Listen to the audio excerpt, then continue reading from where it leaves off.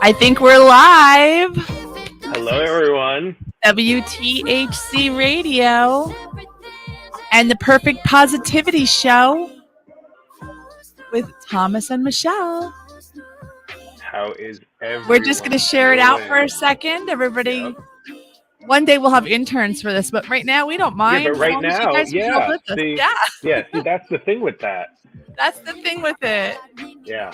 When HBO picks us up, or Netflix, or Hulu, then we're gonna have people, and then our people, I our can't hear people are you over gonna do Grace this. Ziegler. I'm so sorry. This is such a great song, but I can't hear you over her. What's that?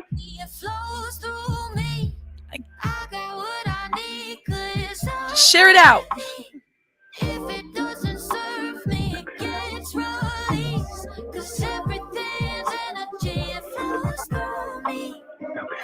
So.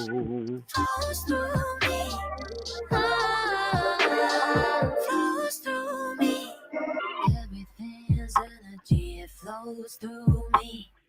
I got what I need, cause I'm worthy. We're just sharing it out right now, everyone. The Perfect Positivity Show. Sponsored by Yes, don't forget. ownyourwater.net. I put that Right. on there. Everything's energy, it flows through me. I got what I need, cause I'm worthy. If it doesn't serve me, it gets right. Cause everything's energy, it flows through me. Okay. I can't. Flows through me. Flows through me.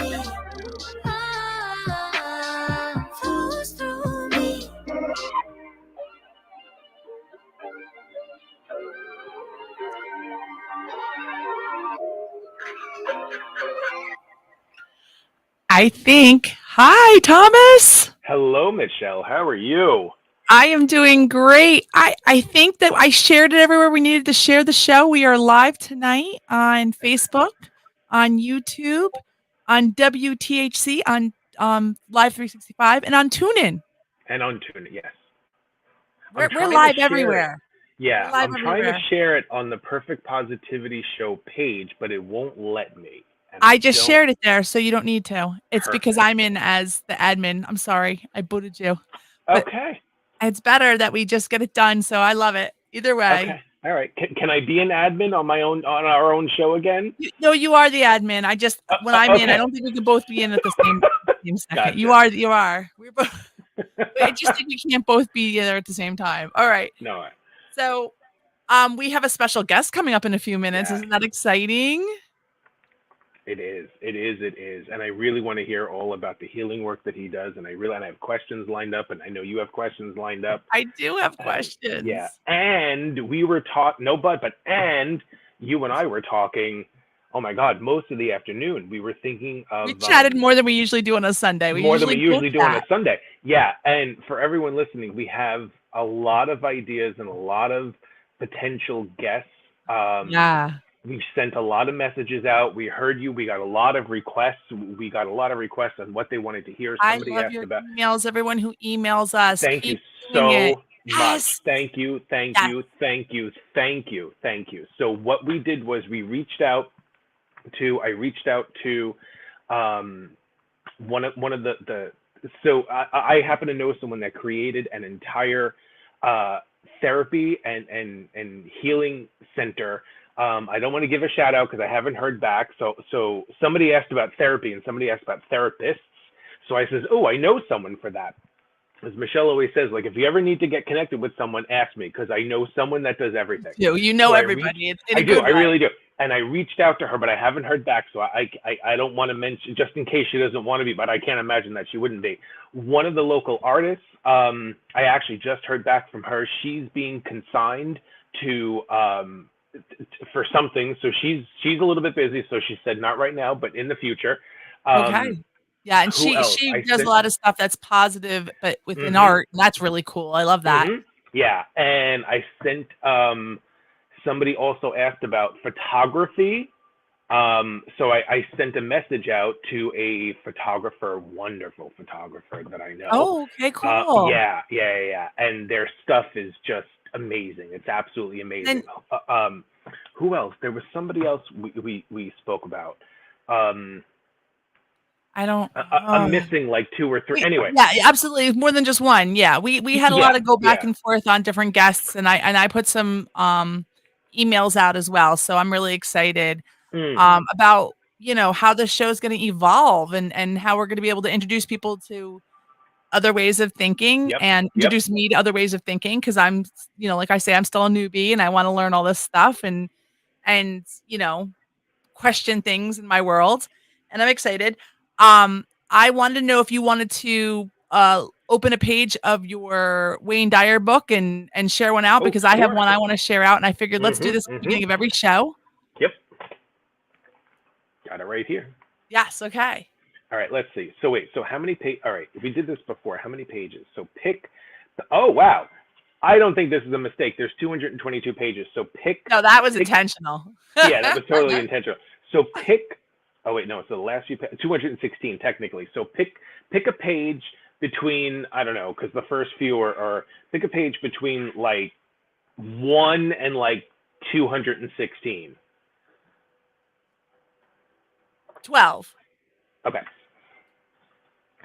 Oh, we got our people. We got Kelly tuning in saying hi, and Fulton Hey, Kelly. saying hi. Jerry, hi, and Lori, and I think that one's my hubby, and oh, Kelly said page 176. So read 12 and then read Okay, 176. so 12 and then I'll go 176.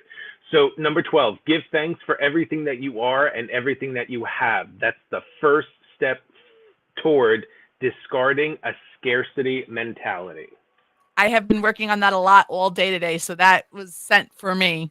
I that's why I picked 12 because that was all day today was like remember your gratitude, remember your gratitude. 176 for Carrie. Hi, and there's my dad. Hi, Dad. Okay, you want to know what the funny thing is? That's where my bookmark was. So I don't know why, but Kelly, you and Thomas are on the same. When I put my bookmark, so 176. Okay. When you turn away from outer accumulation and achievement, you allow yourself to be purposefully guided. Wow. Awesome. Yep. That's a great one. And 111 popped into my head. So let's see what 111 is. Okay. 111. Have you thought about the fact that you are the sum total of all your choices up until this moment? Ooh, that's a good one. Yeah. I don't like that one. I don't want to think that, but yes, that makes sense. It's true. It's true. So I was gifted this beautiful, beautiful set. It's in a hard box. That's why I wanted you to do yours so I could do mine. Yeah. And so then I was playing around with it, and it is daily affirmations. You pick a card every day for your affirmations is the concept. Excellent. And it's beautiful. And I picked it up for today, and it says you are made of stardust on the top, which I just love. Aw, that's and it sweet. says for today, and I just felt like this tied in with our guest. So I want to read it, and then we can. And I think we should bring in our guest, even though we do have a commercial. Do we we I'm gonna read it. Commercial. Yeah, we'll run a quick commercial and then bring in our guest. Yeah, we got to pay the piper. Steve Ramael. All right. So my card came up today when I was looking, and it says, "I do not feel guilty for letting go of what no longer serves me," and he works on healing and ancestral healing, and I went, I feel like that ties into that. So that will be one of our questions. Does this tie into that? Excellent. So now he has a little pre-question in his brain.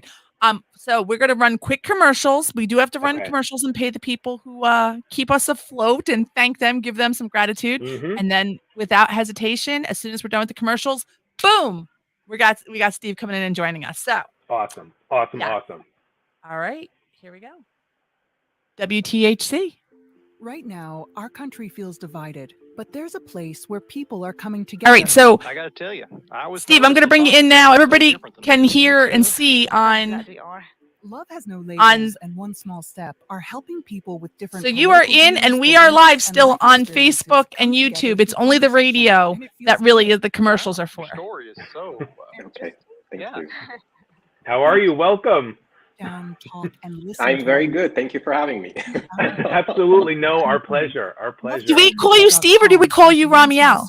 You can listen to amazing. Well, I've been trying to use Ramael, but you can call me Steve Ramael. Okay. It's okay. I watched that video today and I went, oh no. We're calling you No, Steve. I've been trying to for many years to get into my Ramael, which is my spiritual name, but you know, Thomas knew me as Steve, so you can do Steve Ramael. Okay. Okay. As long as you're comfortable with We can it. do some pretty I just cool want to make whatever sure you're that, comfortable- we're Why setting should you up. saving for retirement be For your any happiness. different? Let's I share mean, they this go out back a to little bit college, more. learn new Yeah, because this instruments, is going out. Yeah, it's live start on the radio skateboarding. plus Okay, what do maybe you call that it? Live one's not for 365 everybody, plus but saving for Amazon retirement plus is. Google. With They can also play aceyourretirement.org, you can WTHC. get on So track with your retirement savings no matter your age. Just have a 3-minute chat with Avo, the friendly digital retirement coach from AARP. You'll sorry, get I'm sharing this personalized out. recommendations based on your input that are easy to understand and work with your lifestyle. It's quick, And then we easy, usually and edit free. it, just so you know, Plus, and we it's send it sponsored by out again in like short AARP, so clips, you things know like they that. use And I'll make sure that I'll include you and send them over to you as well. So you can share them if you like on your So station, wherever on your you are in your pages. retirement savings Oh, journey, cool. head to Yeah, That would be great. yeah. Thank you. and start chatting with Avo today. That's aceyourretirement.org. A message from AARP and the Ad Council. WTHC Radio, this is the Perfect Positivity Show. I don't know why I said it like that. The Perfect Positivity Show. It is a tongue twister sometimes. And this is Michelle, and I'm here with Thomas. Thomas. And then we have our special guest today, which is Steve Ramael.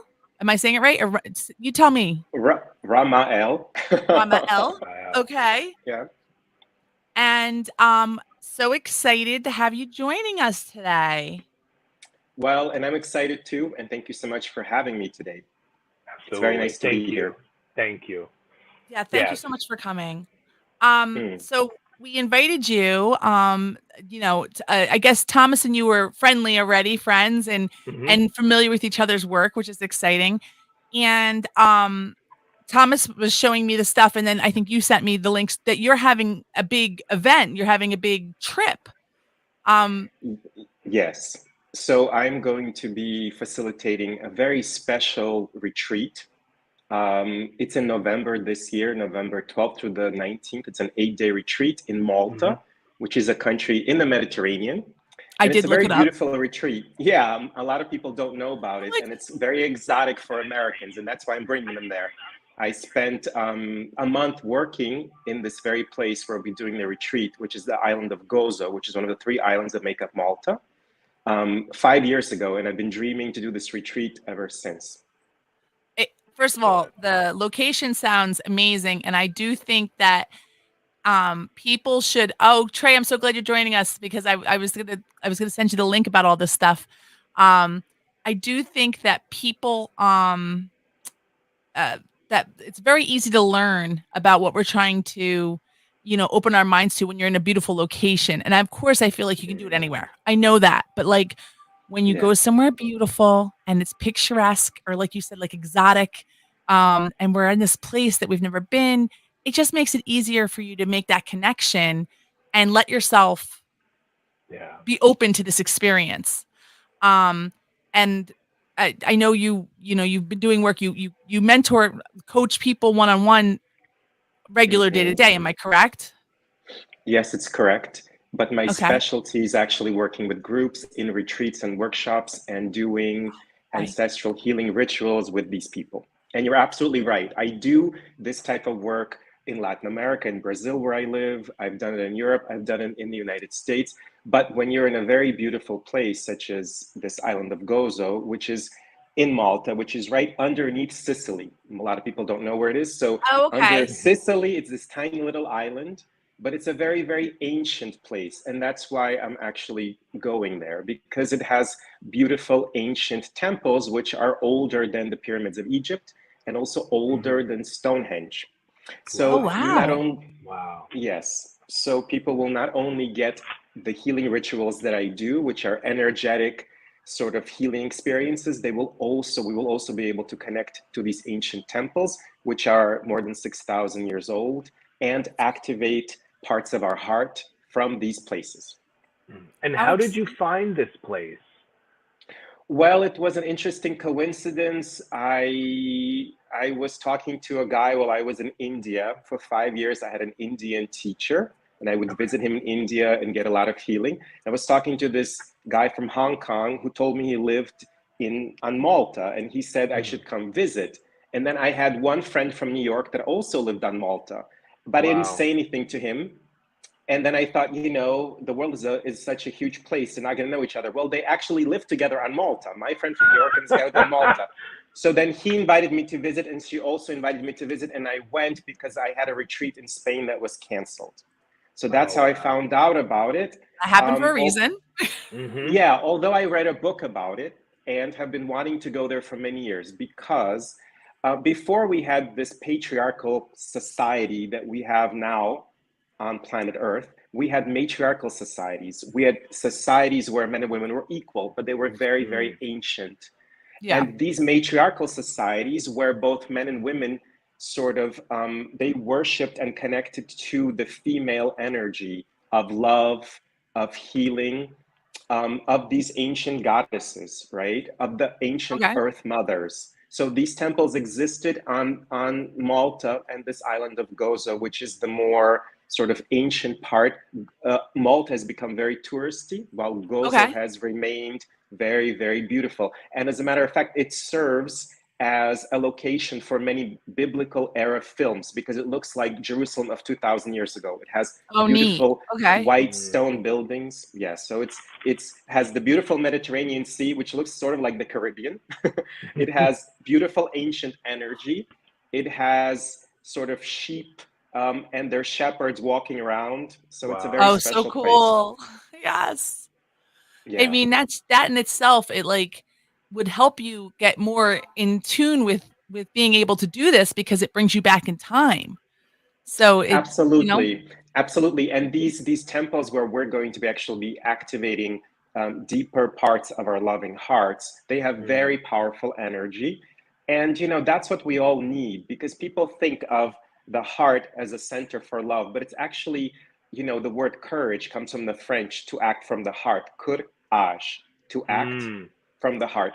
So what we actually need is to be really courageous and to be really strong. We need to act from the heart. It's not just, like, oh, worshiping the heart and love.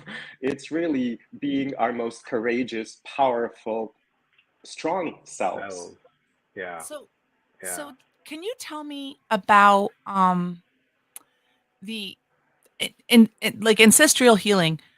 Does that, because I actually was talking, I mentioned this to Thomas quickly yesterday. I don't know anything about that. I'm putting it out there. Yeah, But I know that they're talking about how our DNA is imprinted with stuff that happened generations before us.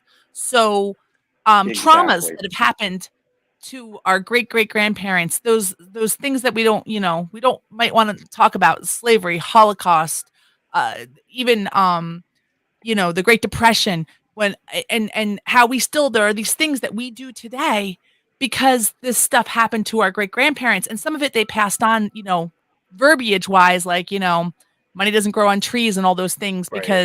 because of that stuff, or not making eye contact because you would get beaten for it in the past, things like that. But they're actually finding it imprinted on our DNA. Is this the same thing, but like looked at a different way? Okay, good. Tell me about it. Yeah. No, it's actually the same thing, but looked in a deeper way because there's many complexities. But everything you've mentioned is absolutely correct and is part of my work. So let me Mm. explain to you because there's a lot of stuff we can look at even today, right?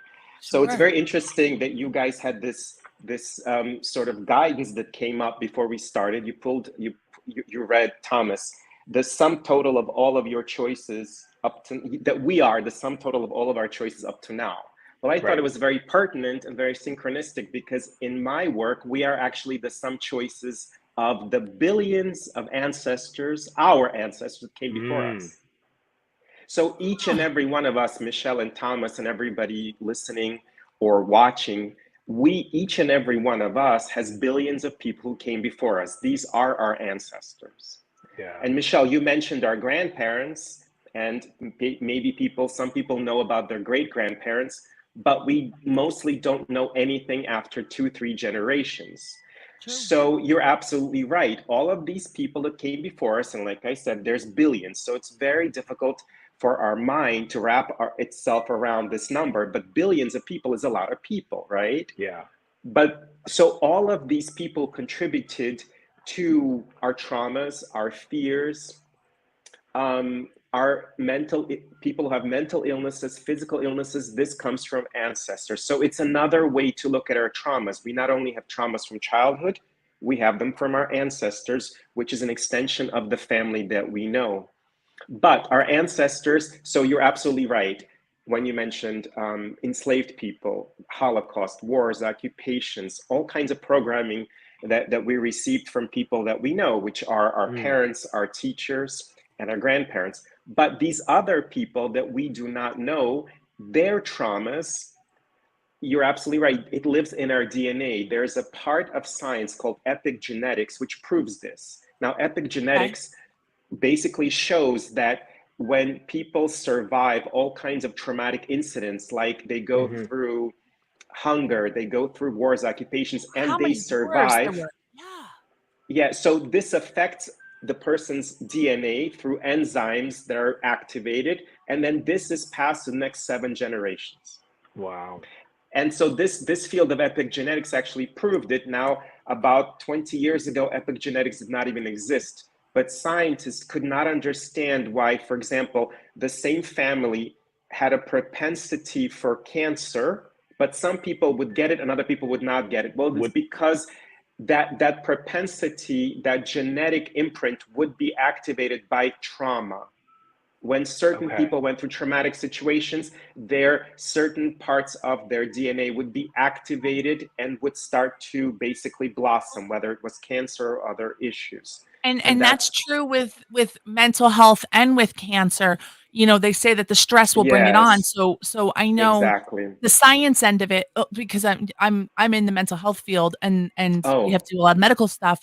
Um, how they talk about, like, someone might be predisposed to, let's say, bipolar disorder or schizophrenia, and then but they don't have it. They're doing well, their life's going well, and then something traumatic happens in their life, which brings yes. out the symptoms. And the same thing Mm. for people who, um, they have the gene for cancer, but they don't have cancer. They're living healthy, they're doing all the things they can. Something traumatic happens or something very stressful happens in their life, and then suddenly now they've been cancer, they or some other health concern. So this is amazing how this type of spiritual study is tying in with science. I don't want to say real science. I don't mean it like that, but you know what I'm saying, with the medical community and Western science. So that's just, it blows my Yeah. mind how Mm. it ties in together. It's so closely connected. Yeah, epigenetics, which I mentioned earlier and which you're talking about, is the proof how this Yeah. ancestral work actually functions. So there is scientific proof that this actually happens, right? Mm. Yeah. Um, and but also, so we all understand, when I work with people in groups individually, we usually focus on the negative things. But what's really beautiful is our ancestors also passed on to us wonderful positive characteristics like resilience, the ability to survive, the ability to transform our lives, our careers, and move forward. A sense of humor. People who have been oppressed, who have been discriminated against, who have suffered greatly, they develop a great sense of humor. Mm. And my They own always say that, journey, right? The comedians have that rough thing in their life, and it's funny, and maybe it's been passed on to them because they had rough stuff before. Yeah, I can see it. of course, and a group of people develops a sense of humor to survive horrendous wars, occupations, enslavement, horrendous suffering, because that is a survival mechanism. You laugh at the issue because, 1,000, even 100 years ago, people did not go to psychologists. Maybe they Right. went to healers and Right. maybe they didn't. So you either laughed or you suffered a lot. You either transmuted the pain and the suffering with laughter, or you would become depressed and suffer tremendously. I'm gonna tell you this, just like this exploded in my brain when you said that. Like I just went, Yeah. huh, yeah. Like that is such a connection that is why we make jokes. That's why sometimes some of our jokes are terrible. It's like you're just saying anything to get to the other side of this. Like I don't, it's our resilience. I don't want to sit here and be miserable. And yeah, this is this is a big wake up moment for me. So yeah, yeah, and just so you know, we have our people that are watching, that are commenting, and they're writing "Oh my God" and "Yes" and things like that. Yeah, So I'm everybody's watching the everybody's comments. Yeah, on the same everyone page, is, going, yeah. which is great. I have so many questions, and I'm jotting down questions as you're talking. I don't even know where to who. How, I don't even know where to begin. Are I you have, Well, that's a overwhelmed good by this thing. information, I am. Thomas? I have this list. I have this huge list of questions. Who introduced you to this? Like, who was the one? I know you said you live next. Let's start there, and then. I was actually going to say that, but I took a breath and then decided to let you ask the What a question. But different that's the way. question. Yeah, we're here. It's quite synchronistic, our talk here. So I was going to explain to you how I started. I started this about 13, 14 years ago, and I didn't really understand that I started this work because it came kind of naturally. And it came naturally also something that Michelle said about not having the guilt to let go of things that are no longer necessary in your life, no longer work in your life, something to that effect. So that's also interesting because I had a lot of guilt in my life, a lot. And so many years later, I'm still cleaning it up. It's very, very deep. And the guilt, which I can trace directly, goes to my grandmother, who was living in Belarus at the time when World War II started. Oh, wow. And this grandmother was 8 months pregnant when the German army was coming into the city. And my father was 2 years old. And my grandmother thought she would die, well, because she was the only member of the family that did not manage to get a ticket for the train that would take her to the interior of the Soviet Union as the Germans were coming in.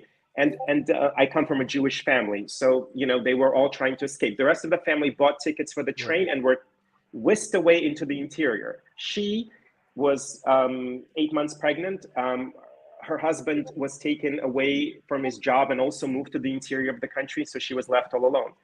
And so she thinks she's going to die, and of course, destiny, luck, the divine, the universe had other plans for her. She actually survived because she and my father left on a horse carriage and were taken out of the city and took all these village roads and made it to the interior of the country. Her entire family that fled by train was taken back to the city. The train tracks were bombed, and they happened to die in the Holocaust. Okay, Oh, so she had it's guilt because she has survivor's she guilt. And had then the guilt, and then survivor's the guilt pattern for of many guilt. years. Yeah. Yes. And my father had it, and a lot of fear because he's this 2-year-old thinking he's gonna die because my grandmother is basically, has him by her side as they're escaping literally the German army. And so I started feeling a lot of pressure from these ancestors who were killed in the Holocaust, my great-grandparents and other members of my immediate family. My father's family, really, there's very few people, just my grandparents and my father's sisters and their children, but the whole family was gone. So I started feeling this pressure, and I felt it for many years. And so I thought I was kind of going nuts for a while because I thought, well, how could I even know about this? But I felt a group of spirits wanting me to liberate them, wanting me to work energetically on them. So that's how I started. I started this journey for myself, and I did liberate them. And I started studying with American teachers about ancestral healing and ancestral clearing. And yet the work I do today is the work that basically found itself through my own channel, which took Mm. a lot more trust, because I now, for the last 20 years, I've been living in Brazil. Okay. And in Brazil, people talk about channeling, energy work, and healing like you're talking about going to McDonald's. You know, it's like a They're very normal, open. everyday Yeah. experience. Yeah. Yeah. But I I have was some very raised close friends from Brazil, and I've been we've to discussed this Brazil. before. It So was very that's funny that you say it like that. That's exactly. exactly the way I feel when I talk to them. But yeah, so when I started like channeling very simple rituals that would connect our childhood with our ancestral issues, and then would work to energetically transmute the stuff that was being open, I literally had no guidance as to, because I was working by myself. I didn't have it. I've over the last 25 years learned with a lot of, I studied a lot of teachers, studied a lot of different healing modalities. I do clairvoyant readings and I do mentoring, like Michelle said, but I'm very, very intuitive. So it took years testing this stuff in about a dozen countries to see that it works. And I'm not crazy. And I'm actually able to channel, some people call it meditations, but I call them rituals because there's an energetic component and everyone feels it. Some people, and I do different types of rituals. So sometimes we use sort of ancient spiritual heritage. I take people on a guided kind of journey to ancient Egypt, to the Nordic religions of the Vikings. So people find themselves in different places, and some people that, have their clairvoyancy kind of developed. They see themselves in ancient Egypt. And they may have a different appearance. They may have a different skin color. They even sometimes have a different gender. They find themselves as an ancient priest or priestess in a temple in Egypt. So maybe that's a bit out there for some people, but this stuff works. I mean, I have an MBA and I have a master's degree. I went to university. I worked in the corporate environment, but I find myself doing this stuff and it helps a lot of people. And I'm very, very proud of my work. It's not easy. It's not been easy. Yeah. But I really love what I do. Yeah. So 13, 14 years ago. Yeah.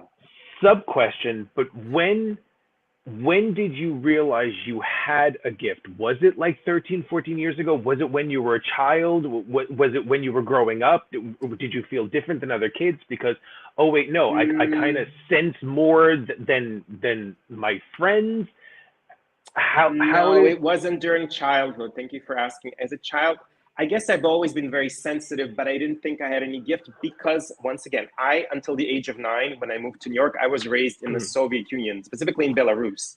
We didn't have this. We didn't have any mediums. We didn't have any spiritual books. We had no schools. We had healers in the villages. Like, I was 2 years old and I stopped talking. My mom invited like a woman to heal me because a dog scared me. I couldn't talk, right? Oh, wow. So I think the openness came from my mom, but I didn't really have this gift in childhood. I was very rational and very sort of square.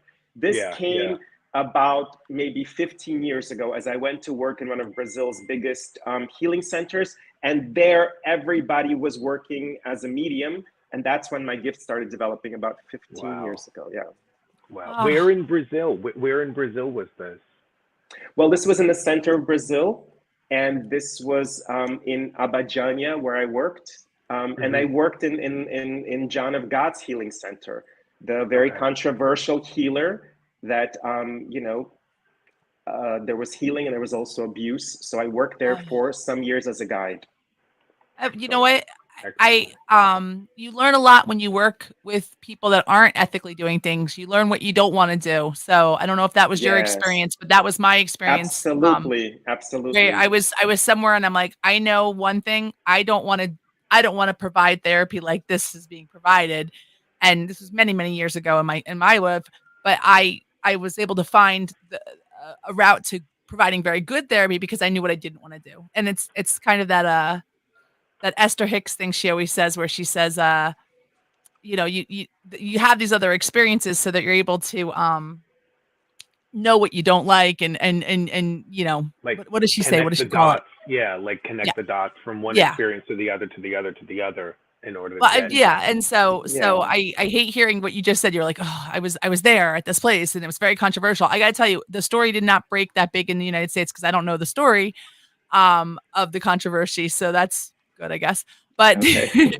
but the other end of that is I'm sure that you probably took a lot out of that because I took a lot out of my experience. I also took a lot of like really good things. Like Absolutely. I'm like, oh, I loved how this was, but I Yeah. was like, oh, but I know I don't want to be involved in that. Yeah, And yeah. when I was able to Yeah. leave that place that I was at, I felt like I got so much from that experience, and that's why I was put in that crummy position. So I don't No, know. I was just I sharing my yeah, thing. I'm no, just I'm, your story is you're connecting with absolutely me a right. lot. You're absolutely right. I learned a lot of, I observed and saw a lot of things that I decided, this is not what I want in my life. Mhm. And yeah, so I learned a lot. I developed a lot my mediumship skills. So everything opened up while I was working there.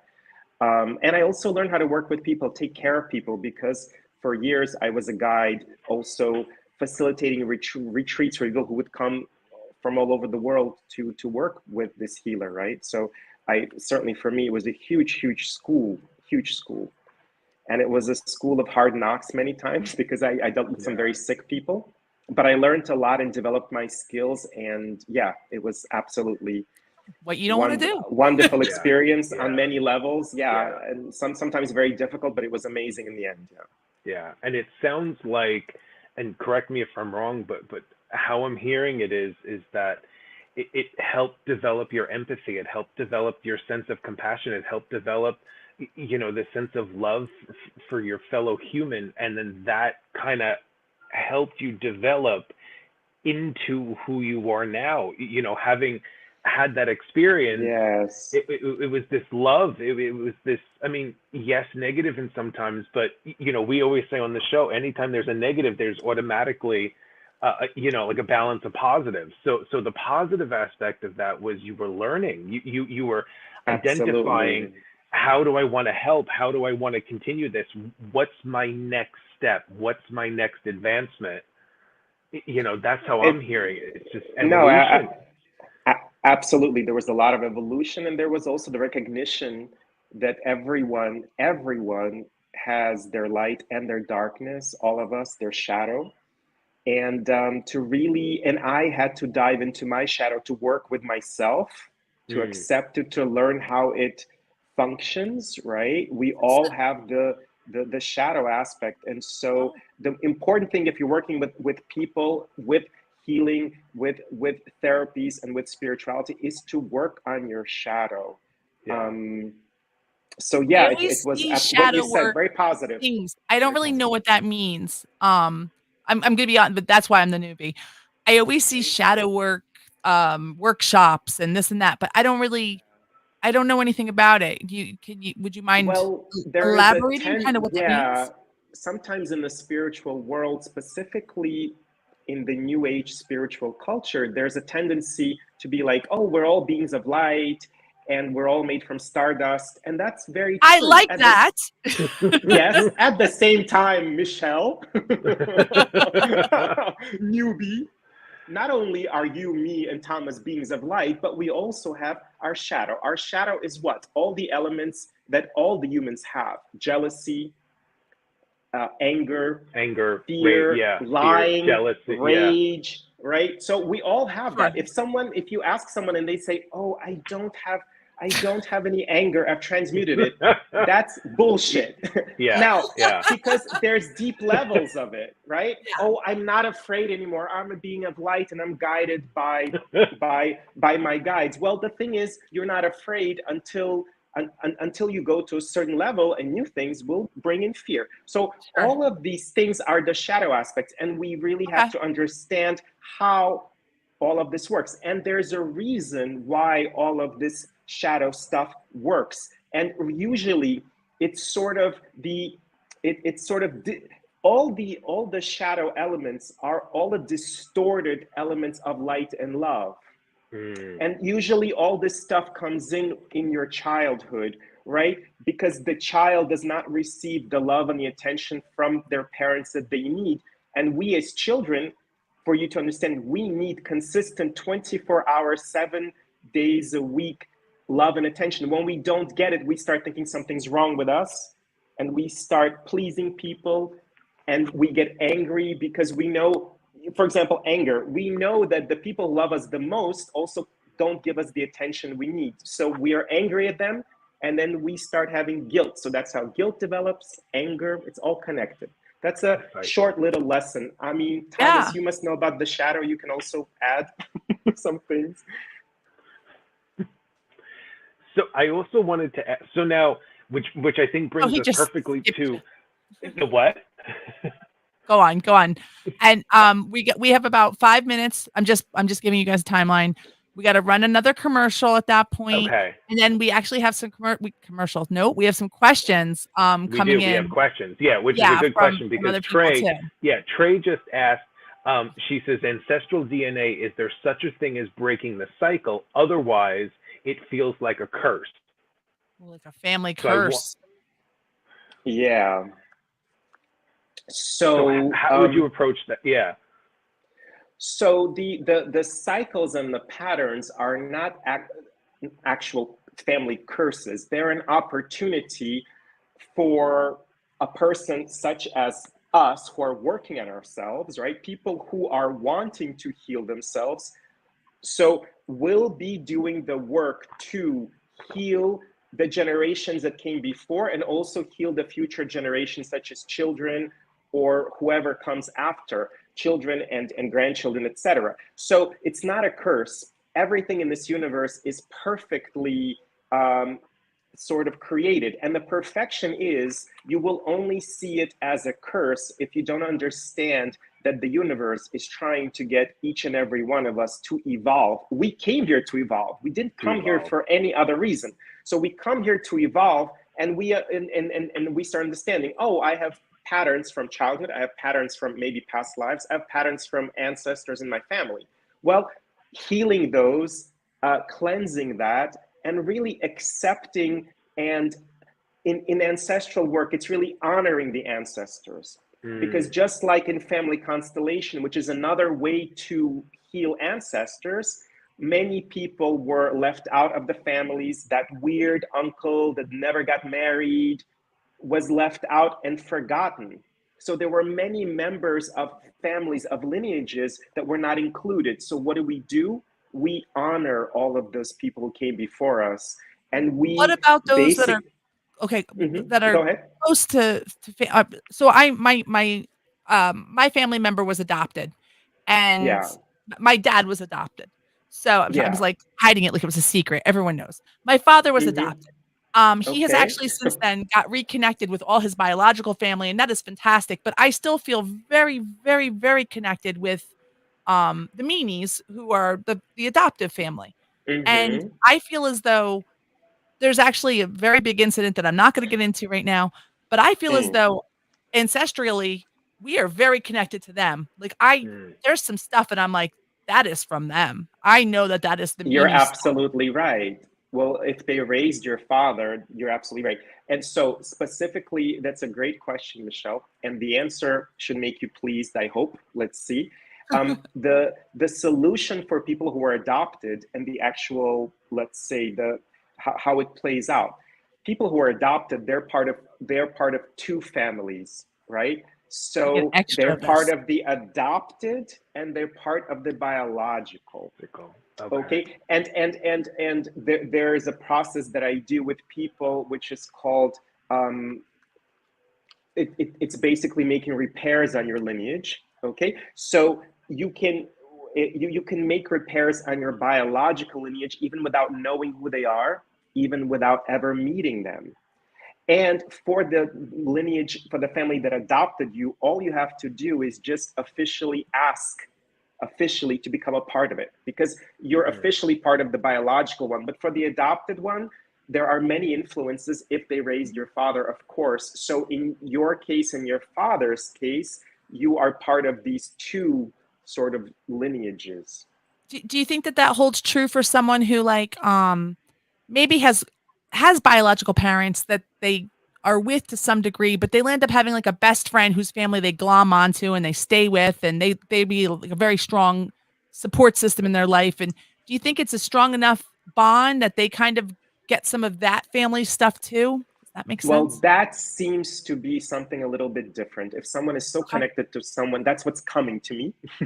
If someone is so connected to their best friend and maybe raised or influenced by the family of the best friend, that sounds like a very ancient past life connection. Oh, So the past lives also have an influence on us. I And was for going to example, ask that earlier when you were saying there's millions and millions of people behind us that we're Yeah. resolving the trauma, but are some of them the same people again and again? yes, some your closest relationships in this life, meaning teachers who've had an impact on you, your neighbors you have close connection to, your aunts, your cousins, your intimate partners, right? Your husband and your ex-boyfriends, all those people you have lived with before, and usually they're a part of what's called your spiritual family, and these people come back time and time again, and you and your husband were probably mother and daughter, two sisters, Brother two and sister. brothers, Yeah. and exactly, so that comes back time and time again. And sometimes when you have these inexplicable connections with people, you meet someone, you're sitting on a bench in the park, you meet someone and you just feel open and you feel a connection, or you Connected. meet someone at an event, that's probably this ancient past life connection.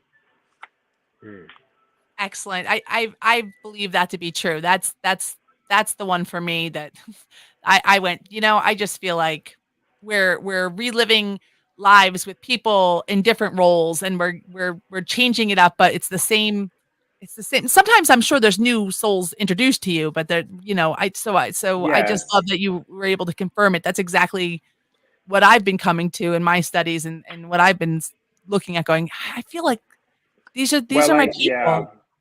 this is also a subject that I'm very close to, because I've done hundreds of clairvoyant readings, and when we do a clairvoyant reading, we usually open up a past life. So when you open up past lives and you've read hundreds of them, it's like a story, but it's so interesting because you really get the sense that this life that we're living, all of us, it's literally the blink of an eye, because we have lived before, most of us.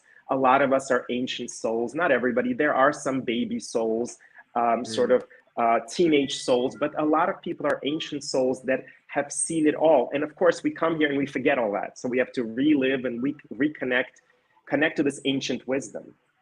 Relearn. Yeah. Mhm. Thomas, I actually called you a teenage soul to somebody earlier. I said, I feel like Thomas is a teenage soul. He's not quite an old soul. He's like a teenage soul because he guides me a lot. Because I'm like, I don't know. I don't know if I'm actually a young soul or not. But I always feel like Thomas guides me a lot. But then sometimes I'm like, I feel like he's still a teenager though, because he's growing with me. It's like when you have that sibling who's a little bit older than you, who you're getting all the stuff because we come across things together. So it's funny that you said the word teenage soul because I literally used those words this morning. So I love it. And, I'm and it's genuinely. funny, I was going to say another word. I was searching for a word, and I'm like, why am I saying teenage You have a soul? lot of languages, don't you? How many languages do you speak? I speak a lot. I speak Yeah. Portuguese and Russian and like Spanish and French and some Germans. There's a I was lot of I was languages. reading Wow. Yeah. some stuff and I went, "He speaks a lot of languages." And then I watched the videos and I said, "But he has no accent." It's very interesting to me. So I love that. I love that you have all these Thank different you. words probably popping into your brain. It's very interesting. Um, Thank you.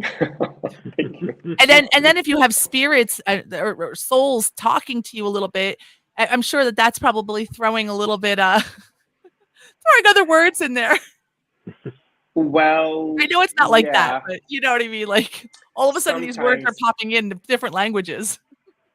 I mean, I have guides and it's a subtle guidance, but when I'm talking to someone, when I'm working with someone, things come in. And, each language is about vibration, it's a different frequency.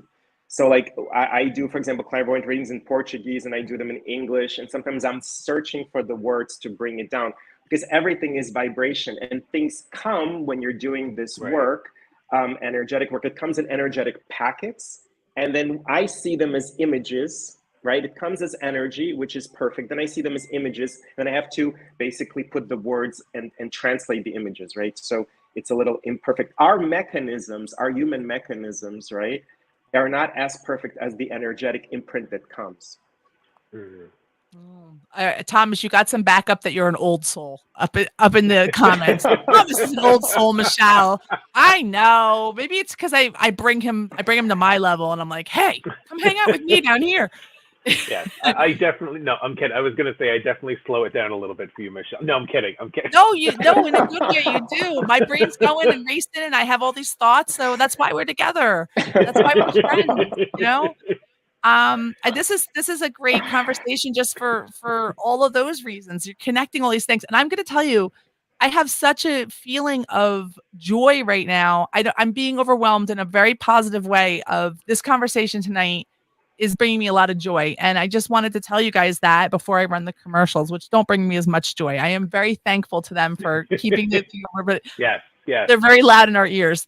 But thank you, yes. sponsors. It says commercials, it's time. But yeah, I have to tell you, I just feel a very good vibration tonight. And I'm just so happy you're here with us. So on that note, it's a pleasure. Thank you. Yeah, I knew he was the right one for tonight. I knew he was the right one. I meditated on it. Yeah, I meditated because we were discussing it. I meditated on it, and I was like, no, it always went back. Nope, went back to him. Nope, went back to Love him. It. Nope, went back to Steve. Nope, went back to Steve. Because Michelle and I, we were like, all right, well, what dates and this, that, and you know, we're shooting each other messages. Well, what dates do we want to talk about? This, that, the other. And I was like, I think we should clear what we were trying to do for this Sunday. And I was like, let's see if he's available for like, when did I message you last week? I was like, let's see if he can do it in like 5 days. Yeah, it wasn't you know, let's see if he can do it in like 6 days. I'm going to put this ad out the day before. Let's get it done. So yeah. I am, but I am so thankful you did join us, and I definitely we're going to run the commercial, and then after that, don't go anywhere. Don't go anywhere. Yeah, don't go anywhere, everybody. WTHC and the Perfect Positivity Show. Adopt US Kids presents What to Expect. Okay, we're off When the You're radio. Expecting. It's just Facebook and YouTube, people. Just Facebook Learning and the YouTube lingo. right now. Today, I'm going to help parents translate teen slang. So many questions. Now, when a teen says something is on fleek, Yeah, Well, I hope I'm not jumping in too much. that's You guys bad. give me like a it simply means that something if you is need awesome to, because or I'm cool. Yeah, Build if we're the jumping motion around too and much, overwhelm you got to let us know because I have questions and then I have stuff circled. No, I'm gonna and let then you I go. have I'm gonna let you go I on your coach love questions building because I'm arrows going back to Just I have check marks like when. All right, we've covered. Okay. as in, Chloe, I am like. Corinne, I jelly see of that your you are an old unicorn soul pancakes. too. I'm seeing you in there, and hi to You everybody don't who's have to tuned be a in. teen to be a I'm perfect seeing parent. your Thousands of cousins teens in foster here, care will think you're, and Rob Pilos. Yeah, my cousin Kathleen. Hi, Cecilia's Kathleen. here. Hi, Carol. To learn more, Yep. visit Adopt US We have a lot of Kids. Allie. yeah. Carol said hi Public service before, announcement and brought to you by the US Department of CJ. Health We and have a Human lot of great Services. people here. Oh wow, yeah. I'm scrolling Beth back. again. Hi, Beth. Beth, I feel like this is right up your alley. This is A lot the of this is story Yeah. of a Beth's stuff. very special woman. Woohoo. In a matter of seconds, And that's Beth she who was turned here with herself us into as a our guest great last. mathematician Was Beth with or us last week? entrepreneur. Last week or the week before. Yep. Knowledge Yeah, was yeah. limitless, And Beth, and Uh, so week good with before. your tarot card Make readings. It might have been monsters 2 weeks disappear. already. Yeah, 2 weeks ago. Especially Yeah, because those last. that lurked in the shadows under The energy, wall. yeah, Beth. I was hearing Once, him, and I woman was put hearing back your together words a out of his teenage mouth. girl's It's broken amazing. heart, which had been Love shattered it. in a She sent me an thousand article about pieces energies this just week by giving her and a about bear the hug. soul. She They masqueraded have proof. as a They have regular scientific person proof at of work. the soul. It's very But as a interesting. Very and superhero the at energies home. of it. Everyone Wow. knows her as Gabriella. Hi, Danielle. I All right, let still me go get call more her water. I'll be Mom. right back. Oh, okay. Your hero needs you now, and AARP is here to help.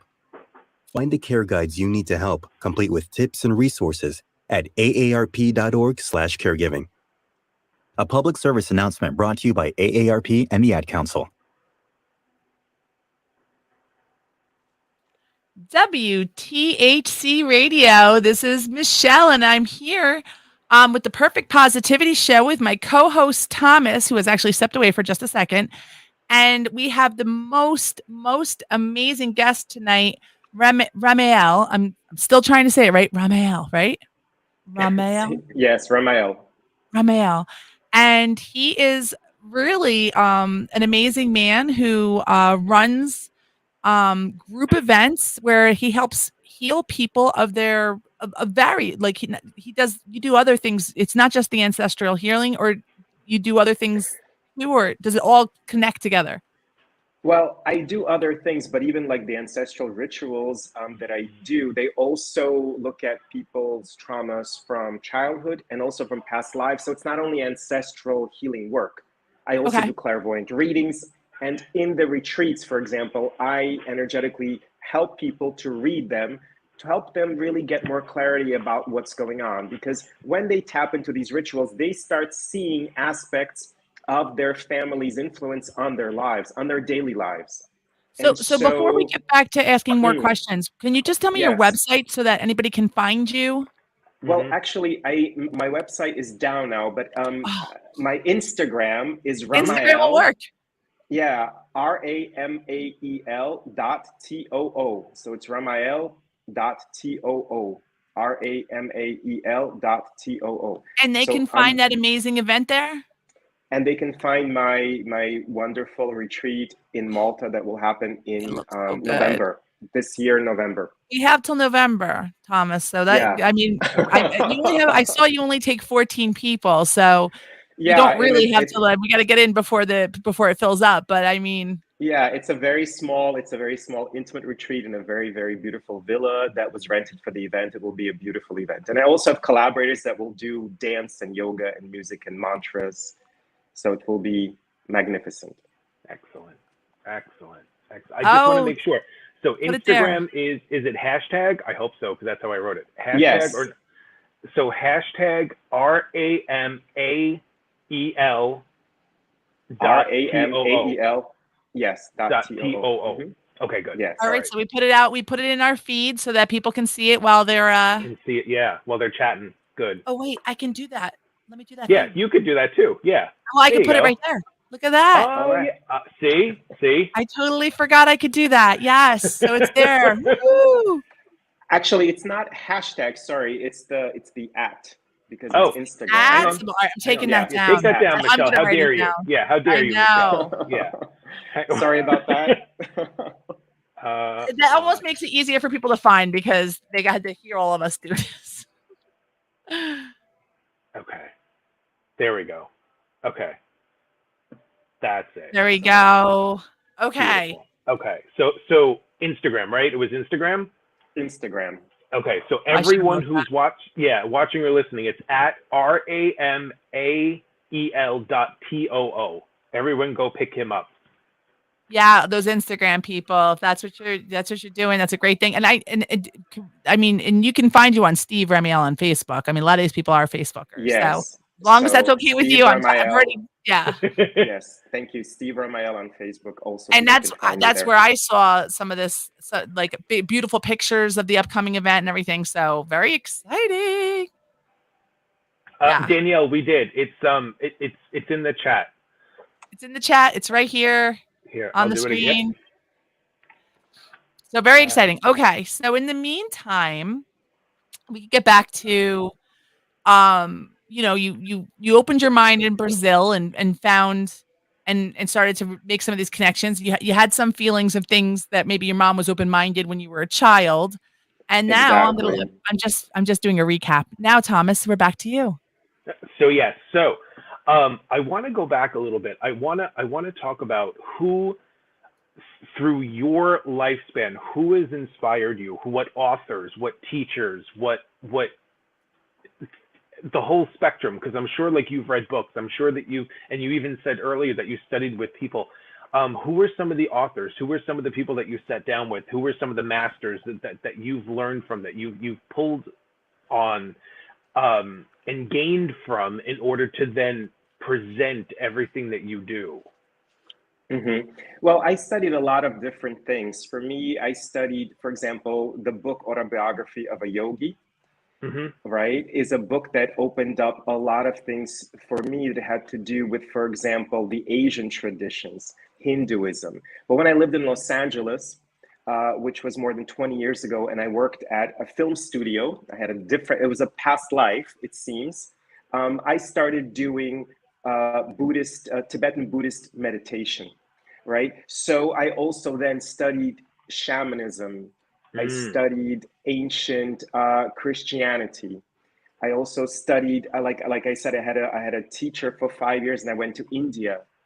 And what I realize is all of these, are different traditions, but it's all, in the end, it's all the same. It tells us to be good, honest, humble people, Yeah. and really serve and help, and try not to judge, and try to love ourselves and have compassion for others. Okay, and there were for example, when I lived in New York, I took a lot of courses, and I took a year long um, holistic coaching course at the Open Center. So, for example, the Open Center was this huge place for me in New York that had so many incredible paths and so many traditions and just so much spiritual wisdom. So is that a place that does virtual classes, or is it like a place that you have to go It's to well, I don't know after the after they've pandemic, evolved? but yeah, I don't know if they've evolved, but it's a place in New York that does actually a lot of on-site classes. Cool. And so I took a lot of things. I started doing things like 25 years ago in Los Angeles, and really worked a lot also with Brazilian teachers, many different Brazilian teachers, which are not really that well known here. Yeah. Yeah. So Beth's saying it's all about intention, and a lot of great comments, a lot of more yeses and cools, and so this what you're saying is definitely connecting with all the people right now. So I love it. I love it. Go ahead, Thomas. I know I'm No, trying not to jump in. This um, is my lesson. I'm trying to speak less. so one of the first things that you mentioned was that you read the book Autobiography of a Yogi, and it's funny because another friend of mine actually read the exact same book. So when you said that, I was like, ooh.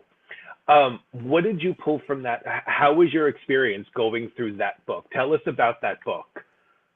Well, specifically, the book really helped me to understand that the reality here on this plane is just very, very limited. There's so many more things that we just do not know. We do not control our world. We do not control our lives. And, detachment is something that is very, very important. That book opened up a universe for me that was really unknown. I was growing up like in a box. I grew up in Brooklyn. I thought I would have like a life in some sort of company, living in New York. And then I was very, very lucky. I sort of moved from New York and then moved to Europe, where I lived in Germany. At the time, I also lived in Russia. And then, I moved to Los Angeles, and then I moved to Brazil. And when I moved to Brazil, I think, the spiritual floodgates opened, because in Brazil, you have access to so many different types of spiritual experiences, which, like I was saying, it's like a normal thing to do on a Friday night. Instead of going drinking, you go to a spiritist centers to do healing work, or to help heal people, or be a participant in healing work. And that's what people do. Not everybody. A lot of people also go drinking and maybe go out to dinner, but You there's, could probably do both. You can do both. Yeah. Can it be well, both? Yeah. depends. This is vodka. But, No. Oh no. but the thing is, there's just like a huge percentage of the population which is involved in healing work, energetic work, and spiritual work, which is different in the United States. We have also a lot of people who are involved in spiritual work, but there it's just more accepted, more normal, more natural. Yeah. Yeah. The people in Brazil, I was the very first time I ever went to Brazil. I was there for a month. Loving, a very, very loving culture. Like everywhere that we went, it was like I was kind of home. I'm sure that there's a past life connection there somewhere, and everyone's hearts are for the most part open, or at least that was my experience. I mean, I'm sure just like everywhere else, that, you have angry people, you have disgruntled people, you have open people, you have closed people. Everywhere that I went, it was just such a wonderful experience. They're very giving.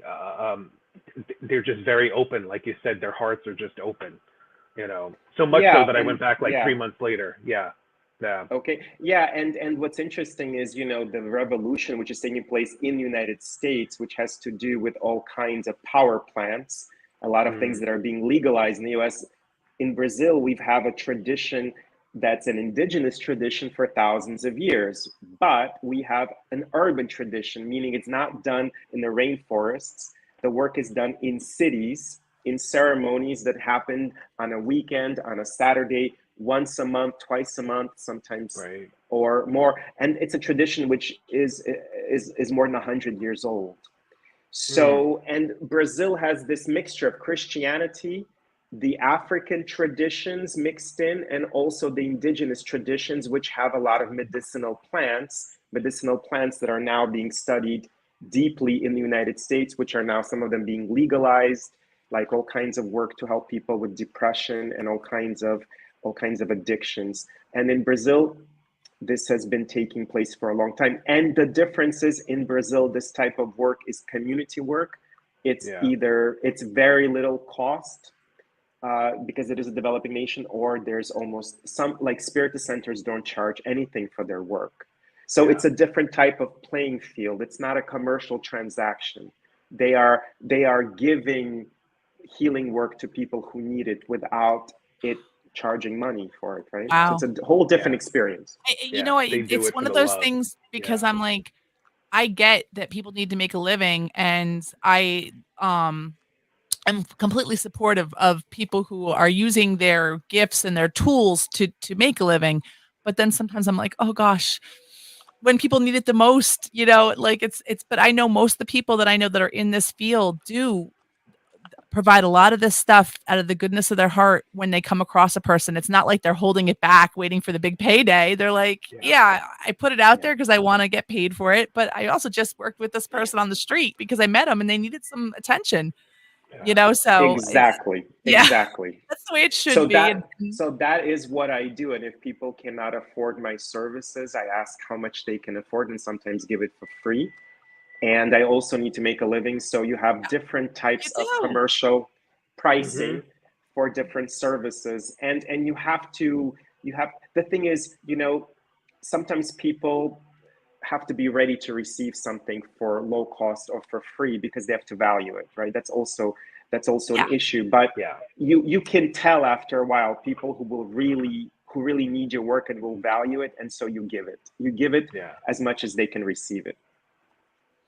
Well, when I have struggled in my life and I have come across people who have offered me these different things in my life for free, I have to tell you, I have never such gratitude because they've always helped me climb back out, and I always try to make sure I scholarship somebody in something and just Mm-hmm. I hate to say pay it forward, but that's what it is, continue it, pass on Hmm. that energy. I guess pay it forward is the right Yeah. verbiage. Yeah. Yeah.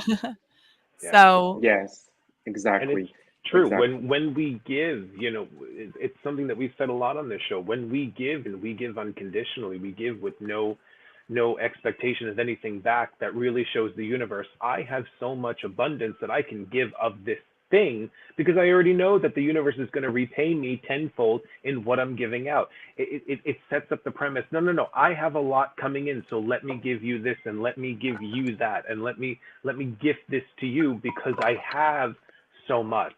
And it's coming from an abundant mindset, not a lack mindset. Because when we hoard things, that's a lack mindset, But when we give of ourselves, that's an abundance mindset. So the universe says, oh, okay, then I have to keep giving you abundance because your thought process is abundance.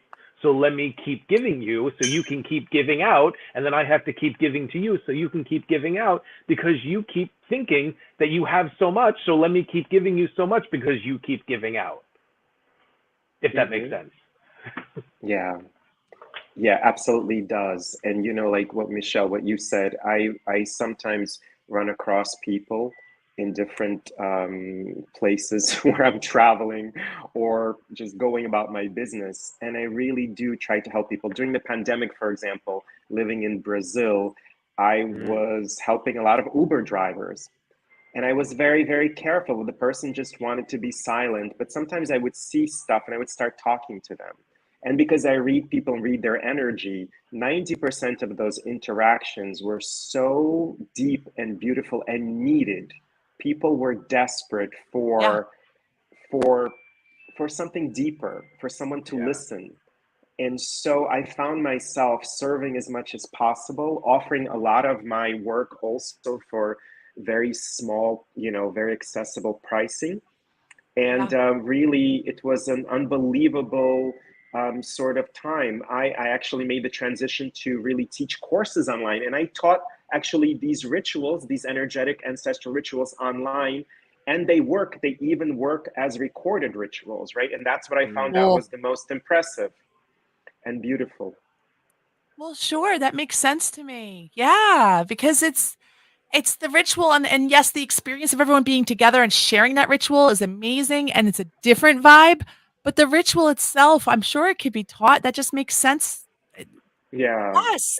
But I guess it was something that, although it does make sense, it kind of blew my mind. There were people from more Yeah. than a dozen countries participating in my English language courses, and even in the Brazilian ones, there were like 5 or 6 countries, people You who know, when speak you have to Portuguese. look at Yeah, Mm. the the pandemic itself and what did we get from it? There's so many things like of course there was things that hurt us as a society and people we lost that we adored and these bad things, but the good things were we definitely we learned some things about us that we could utilize Do these better. tools. And Yeah. we have this yeah, social Grow. media. Let's utilize it and grow with it. And we're able to offer. I mean, you're able to offer it to so many more people now because of that, you Yeah. know? Yeah. And you also know that you like to have little retreats with 14 people because you want to have that time together with people because we all miss that so much during that time, those connections. But you're also able to provide something to thousands of people. I mean, it's yeah, amazing. I think the stuff that we are able to take from that I'm definitely trying to look back at that time. I lost some big stuff during that time myself and or because of that time, but I'm trying to look back and go, "Wow, what are the lessons I learned from it? What can I take from it?" I have a question about something you said before because you were saying when you read your book, this is the to tie off of Thomas's question. You were saying how it kind of made you realize that we're not in control of our lives, which is shaking me because I'm doing all this manifestation work and I'm trying to be in control of my life and grab control. And maybe it's that I'm seeing it the wrong way. Maybe it's that I don't have control, but manifest, I don't know. Can you clarify or can both of you clarify because this is me going this is confusing teaching in my brain because my whole thing is I'm trying to learn how to better control my emotions and feel positive vibes so that I can have more positive things and have some control. Well, I can help you. I can give you my opinion. I I love mean, it. yes, I don't think you're meant to be controlling your emotions. I don't think you're meant to be controlling manifesting your life. I think you're supposed to be, from what I understand, because I teach some of these aspects, in terms of emotions, it's observing them and seeing how they may manipulate you and seeing that they don't have to. That's an aspect of Mm. emotions, for example. And the That's thing with fair. I get it. manifesting, I believe it's not about controlling the universe to manifest what you need. It's really surrendering to the universe, as Thomas said earlier, so it can give you what you need. The thing is, you think you need X, and sometimes you don't. So the universe will give you Y. So it's acceptance of what is coming and surrendering from what is instead of like, okay, I opened up this box because I need this thing to fit into this box because that's what I think I need, because that Right. comes from the mind, and the control comes from the mind Yes. and our fear, right? The universe is extremely generous, and like a really amazing African shaman used to tell us, I used to be his translator, and he used to say, God is rich and God wants you to be rich. And I love that because we never hear that in the United States, God is rich. Mm. But the Yeah. universe, I guess, really in our language, it would be the universe is abundant. So if you're controlling what you're manifesting, you may not be able to get everything because you're like stiff and controlling, and there's a lot of there's a lot of rigidity. And the rigidity puts a limit on what can come down the pipeline. Yes. I Mhm. feel that. Thank you. Mhm. That's inspiring. Thank you. That's definitely a good way to look at it because I Perfect. definitely think I Yeah. get into that other side where I'm like, all right, Perfectly remember, said. you gotta Yeah. be positive, so that you can have this abundance. So I like the way you just You got to think surrender. positive and suffer and Ugh. be like hard. And you know what's interesting? I learned in my work, because my work when I started, right, it was kind of simple and then it became deeper. It was always very deep. But what happened was it was very, very intense. right? So people would get freaked out when doing my work some years ago. And what I realized was I had this programming and belief that, to do deep spiritual work, it must be intense and you must suffer through it.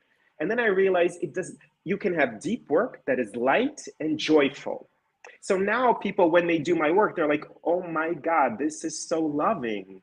And we have so much fun doing deep work. Yes, you may uncover some stuff about your family that's not so pleasant, but I always tell my students, all of our ancestors have suffered so much. We don't have to.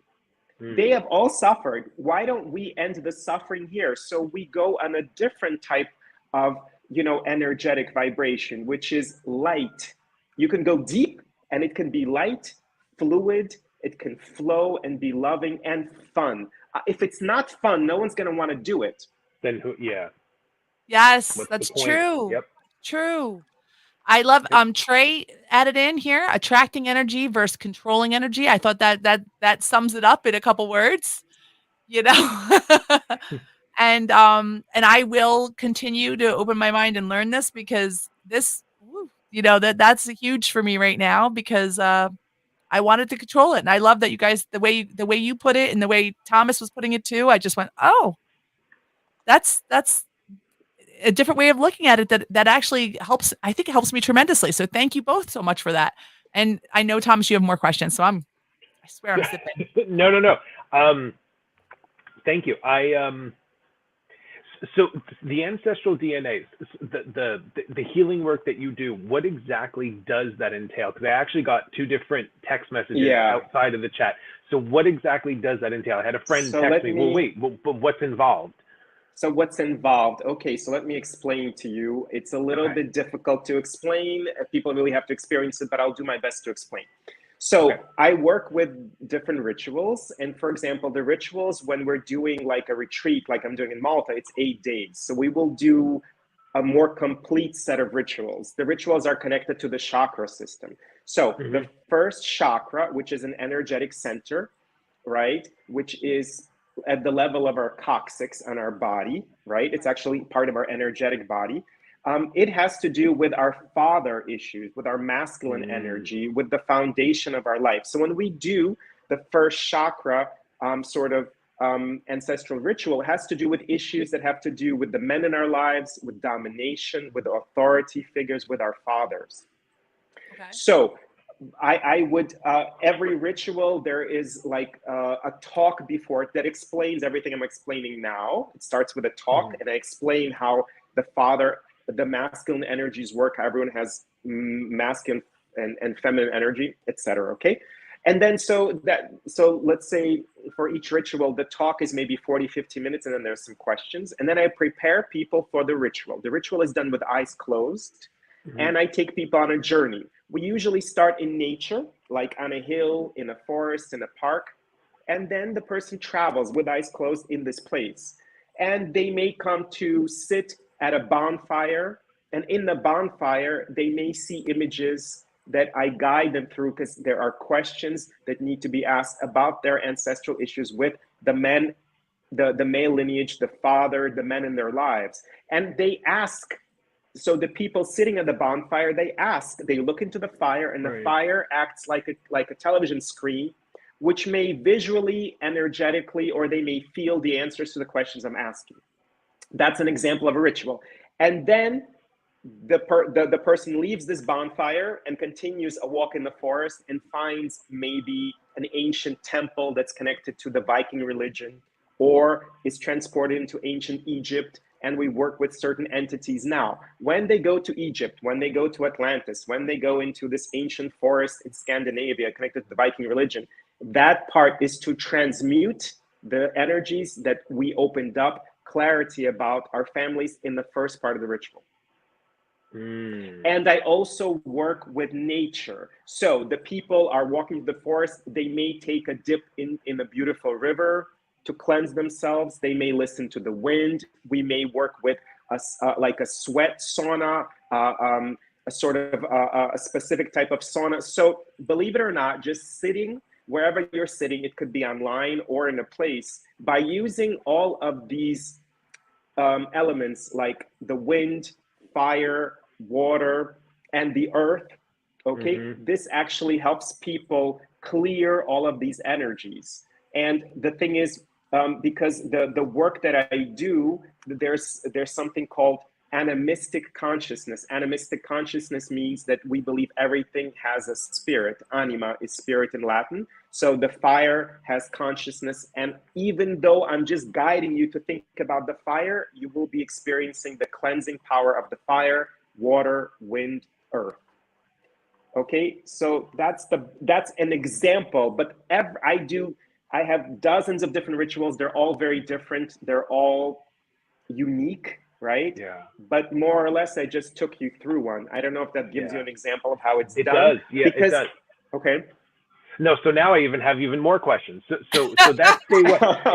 So day so day one is the first chakra. So I know you said that the retreat is 8 days. Do you do a day per chakra because there's seven main energy centers, 7 main chakras? Well, yeah, it depends. Some of these rituals, they are quite deep and they bring up a lot of stuff. So we usually do at least 4 to 5 of the chakras, because the higher chakras have to do with our spirit, like after the 5th chakra, the 6th chakra, which is in the middle of our forehead, has to do with our spiritual vision, the third eye, and then this has to do with our communication with our guides. So those chakras, they're already sort of higher vibrational chakras. So most people have all the lower chakras.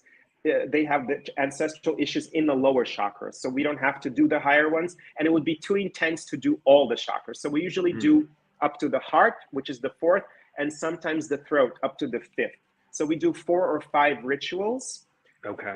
Connected with the chakras. Okay. All right. Mm-hmm. The most powerful are the 1st and the 2nd, which is the mother and the father, everyone has so many issues with those. Yeah. And that's how we're all made to come to this planet. So those bring up a lot of stuff. Yeah. Yeah. So I know you have more questions. What I'd like to do is I want to run a double commercial so we don't have to run any more commercials the rest of the show. What do you think? Okay. Sounds So good. I'm gonna run a double commercial so then we're clear after that. So Good. Those of you who are watching us on the live stream in Facebook and YouTube, you will be able to continue to hear any we'll try not to go too far ahead for those of you on the radio, but we could continue to have a conversation over the commercial. So I'm gonna run the commercials now. And thank you for having them, WTHC Radio and the Perfect Positivity Show. And hey, Dad, your prescription will be ready in just a minute. It's always hey, Dad. Hey, Dad, your laundry will be ready in just a minute. Dad, your lunch will be ready in just a minute. Hey, honey, why don't you take a minute?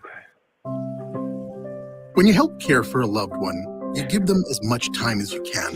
You making guys sure can they're talk. safe I mean, and we comfortable. can answer if there's any But other questions. just as Yeah, important, does anyone have any for questions? yourself. At AARP, we can help with They're all trying to information figure and out, useful they want to tips talk on about how it in the to back maintain a room, healthy life which balance, we care for your can't own do that. physical and mental But the back well-being, room is and where they manage can the all be in a challenges of box and caring they can for a talk loved to each one. other live Because as this the is better going care on, you which take is of really neat yourself, that they're the like better trying to care you figure can out how to go provide watch your it loved somewhere else together. But we won't be able to have their questions then. So they need to have someone who stays in this and then sends us the questions. Find free care guides to support you and your That's a loved cool ones. You got to idea, though. discuss it here. Yeah, you got to discuss it Yeah, here. you got to send your question here. Yeah. Public That's what service they're announcement talking brought about to right you now by in the feed. Like, AARP. how do we go watch this in the back room together? Oh, wait. Oh, still going. All right, class. Let's hear what everyone did this weekend.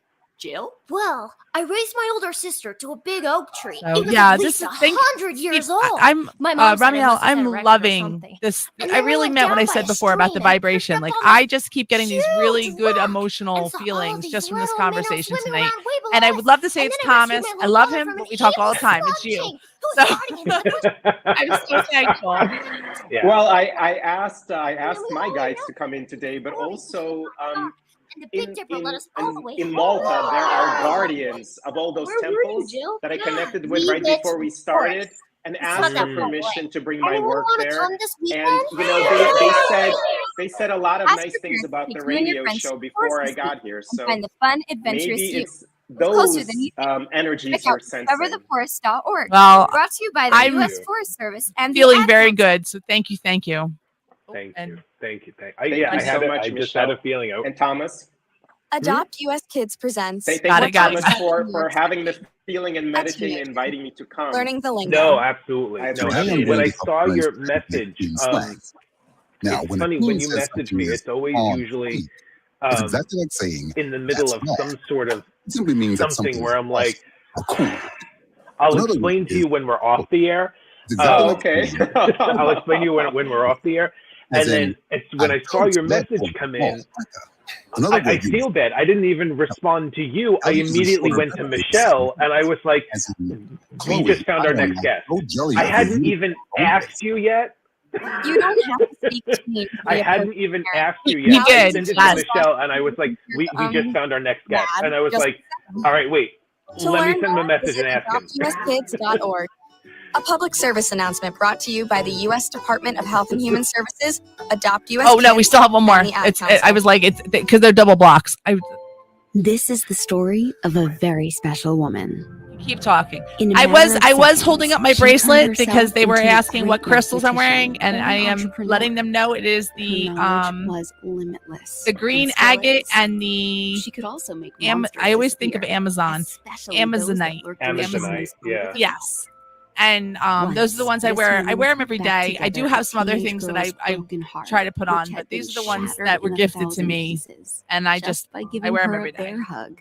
She masqueraded as a regular Little person side at notes, work, side but as a conversations in the chat. superhero at home. Where Everyone in Brazil do you live now?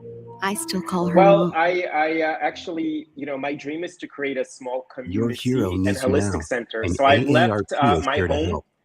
in Find Sao the care Paulo, guides you and need now to help, complete with I'm tips and bringing my resources work at to Europe aarp.org/caregiving. mostly. And so I don't really Public know where I'm service living yet. announcement I'm brought going to to you by go look AARP for and the Ad where I'm going Council. to be living.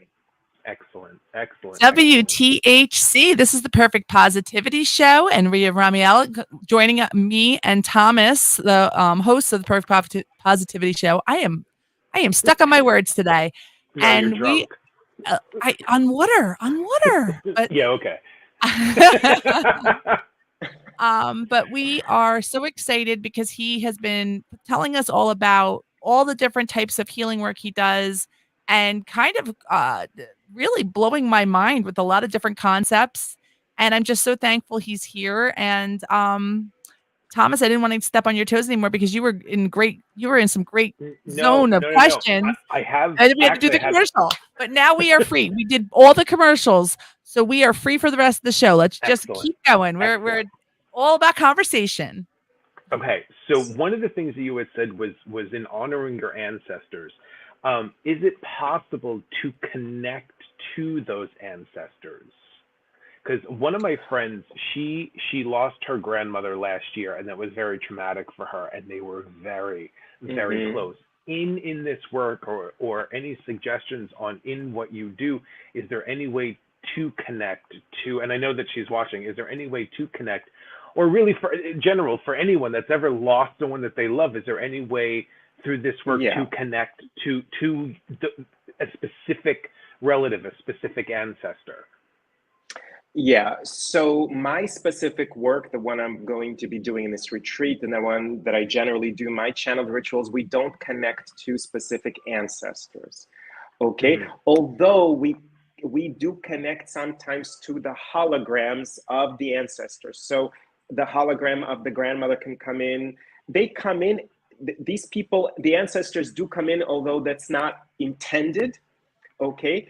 But there are other ways directly to connect. There are mediums who talk to the people who have passed, who can connect directly to some of these people. And also, for example, there's a type of work called doing repairs on your lineage, where you can see how the person is doing what by their vibration. Is their vibration like confused, angry, or do they have a high vibration? Okay, but I studied a little bit being a medium, talking to the people who have passed, but I did not continue those studies, and that's not what I do today. I took some classes in the United States about connecting to the dead, but I decided to not want that to be the focus of my work. But to answer your question, there are ways to connect to the dead people who have passed. What's your feeling on Absolutely. that? Does it change when someone comes? Because I don't know. I feel like Well, you pass in away and my then you work, come right yes. back. I'm back in. How What do you mean you're like back I'm in? I'm sorry. reincarnated. That's see, I have this envisionment Oh, that well, you it pass takes a away and then while. boom, It you're takes back. a no, it's not, from what I understand, all the work that I've done, it's not that quick. Okay. It's not that quick. It sometimes may be like a person comes in but usually it's not such a quick experience. And also there's a choice, by the way, to incarnate. You don't just like, oh, boom, this is you, Michelle, the human Michelle. But when you're a spirit, you have, I mean, we have free will here, but spirits have free will. We all Yeah. chose to reincarnate. So it's not like, oh, I was enjoying God and the light and all the love and being with my dead husband and blah blah blah, and now I'm like back being a baby, And then forgetting they everything. It's pulled, not how yeah, that they works. pulled me Yes. They back pulled in. me back. Yeah. No, I you needed decide more to come in. opinions on this. Yes. Like I'm like, how do we connect with somebody? What if they came back? You know, so Well, yeah, that's not my field of expertise specifically. Gotcha. But what I was going to tell you, my work is a lot more safe. Why? Because when a mother who has passed, or a grandmother, or an uncle comes in, it's their hologram. You don't get. It's basically their energetic imprint to give a Their certain. imprint. Yeah. So it's safe because there are lines of work where you open up like the lineage and all the dead people come. And let's just say you don't want like 40 dead people at your bedpost at night asking for your help, because the ones that come, they're not the happy-go-lucky balanced ones. They're the ones that are angry, that are very, very confused, and they have very low vibrations, and they are what we call the ghosts. Right, some of Yeah. them are the ghosts, and so you don't want to open up the Pandora's box. So in my work, I don't do that. I don't work with like the dead relatives. Okay. And we don't have to. We do another type of work. As we go through this and we start to heal ourselves and heal our lineage like that, does that help some of those souls get released back? Would you think? I know that you're saying this isn't your Well, expertise, but yes. you think that No, that's kind of what it does? It kind of helps yes, you heal those do. souls a little? It does, but in a different way. So like I said, you heal people going backwards and also moving forwards, right? So absolutely. But the thing is, you heal because you start becoming more conscious about the patterns that are influencing your life. So forget about healing the great grandmother who suffered and the people who suffered in the Civil War and World War II and World War I and all that stuff. You and Thomas and me, all of us have issues that on a daily basis are blocking our life, like abundance, like love, like deeper trust. Okay. So that stuff, once we start getting more consciousness, oh, this comes from my ancestor, or this comes from this lineage, or this comes from perhaps this type of context. Once you start getting consciousness about it, then you start healing it. And there is a lot. There are layers and layers and layers of this stuff because, like I said, there's not millions, there's billions. There's billions of people. So we can like relax about it. Okay, we have not started doing healing work in this lifetime. If we're old souls or teenage souls or whatever souls we are, we've already done healing before this. We're continuing. So just we relax and we continue cleansing the layers and layers and going deeper. There's a lot of stuff. And every time, we reap the rewards of this work, because you don't have to wait 10 years to become more abundant, to become more loving, to become more compassionate. Every time you become less rigid, a little bit less tense, more trusting. But what I wanted to say, and I forgot to say this because we were talking about so many things, I also work with cultural healing. Okay. Now, cultural healing, like what Michelle, what you were saying about controlling, it's part of our culture to believe, because the original pioneers of this country thought they could control, there was manifest destiny, and that we went to control the West and to settle the West, for example, in this country, and then we start controlling nature. So the controls, which we're all kind of suffering from, it's part of the culture. Not every culture believes we can control everything. This culture does. Yeah. And we're the result. We are the product of this culture as well as other cultures. So when I work with people, I ask, where do your ancestors come from? People say, well, they're American, but before the United States, they come from Italy or Ireland or Germany or the Russian Empire or Poland. Each of those countries, there are specific things that we cleanse because they have specific karmas, like Oh, the British yeah. Empire and Ireland, for example. Mm. So there's like there's a lot of enslavement, a lot of colonization, and so we have to cleanse that because those are the roots of your ancestors. So you're on a collective level dealing with that. So there's, as I was saying to Thomas about the book, about the autobiography of a yogi, there's a lot of complexity, there's a lot of stuff we don't know. In the spiritual world, there's a lot of complexity, there's a lot of stuff we don't know, and it's just like, well, I asked you that question a minute ago, and then I thought the real answer to that is, it's so much more than we could understand in our human form. Like, why am I asking these questions, Michelle? Like some of this stuff is, oh, we have a little frozen. I don't know if he's frozen on your end too. Oh, you're back. No, You're there back. he is. Okay. All right. So I did question my own question. Like, come on, Michelle, you know that some of these concepts are bigger than you can understand right now. But I ask anyway. I still ask. I ask these things. So. Well, I think, Michelle, in your case, if I may, I mean, I don't know what you think about this, what I'm about to say. In your case, you're asking questions that are actually a lot of your viewers want to know about, because you're actually capturing their energy. And so you're serving as you're actually a bigger medium than you believe yourself to be. You're very sensitive, right? So you're a mouthpiece for many people's questions and doubts. I'm a mouthpiece. Well, there's a brain and a heart attached to the mouthpiece as well. I know, I appreciated and took what you said, but then I laughed because I'm very self-conscious. I'm very self-conscious because sometimes I'm dominating and I'm like, no, you need to learn to listen. Like I'm in that stage right now of my life going, learn to listen. So it's when you said that, I'm very hard on myself about it. So I appreciate you saying that. So it's not just me, Thomas and I talk about it a lot. This is other people are sending me the vibrations to say the things I say. Okay. Thank you. I will take that into a heart, and I'm just teasing with him, but yes. Thank you to everybody who's commenting too right now.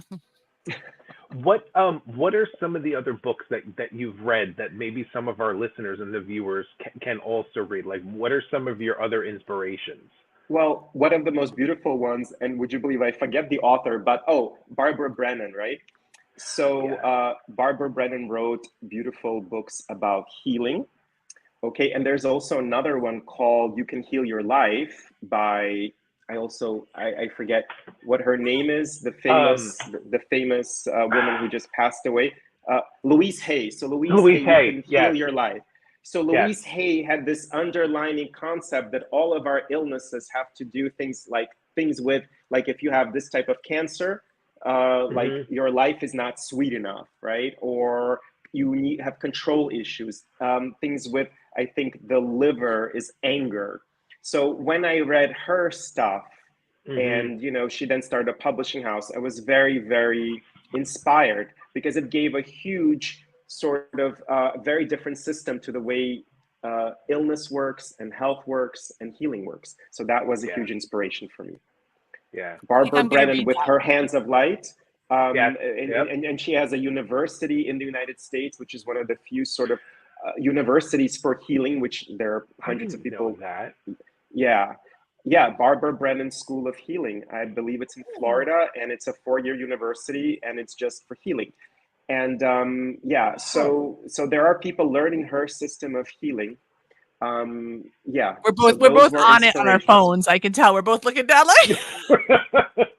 Okay, we found it. I found it. Both of these women were huge inspirations for me. Yeah. Because my work, Hay House, I think that changed the world for everybody. Yeah. Honestly, people who don't even know, see my mouth. I just blew his ears out. Can you hear us? You got it? Yeah. Yes, I can hear you. Lois, I feel like she helped normalize some of this thinking so that people can actually feel comfortable having these conversations and could give us the opportunity to have a platform with our show, like a show like this, with I hate to say it like this, without our friends thinking we're nuts. You know what I mean? Like she was like, hey, listen, she created the safe zone and started publishing and posting this stuff. And I'm so thankful for her work. And I definitely always appreciate when the Hay House stuff pops up in my feed, and I'm always looking and taking classes through there. It's just an amazing place. So wonderful. I agree. And I'm going to look up that book because I did not know about that book of hers. And I'm definitely going to like look that up. So these are great. And both of these books, and both of these books serve to show that there are systems, that there is sort of intelligence which beyond our human intelligence. And it's always amazing to me, like Thomas said, you help people and then the universe keeps giving you abundance from other sources. Other people help you, and there's this beautiful intelligence. And for our human mind and our human thinking and our cultural thinking, things are not supposed to happen like this, but there's a beautiful intelligence which knows what we need, what people we need to come into our lives, what events need to happen for us to evolve, to learn, to really be more loving and more compassionate, right? So we've had I think we've had 3 people on the feed today ask about the loss of a loved one. Of a friend, yes. So Lori, Oh, I think Michelle froze. Yeah. Oh, did I? See Michelle. Oh, I can hear you. Okay, there you are. All right. Okay. So I believe that like I said, Lori talked about a loss of a friend, and then Beth actually just found out she lost her father a few years ago, but no one had let her know.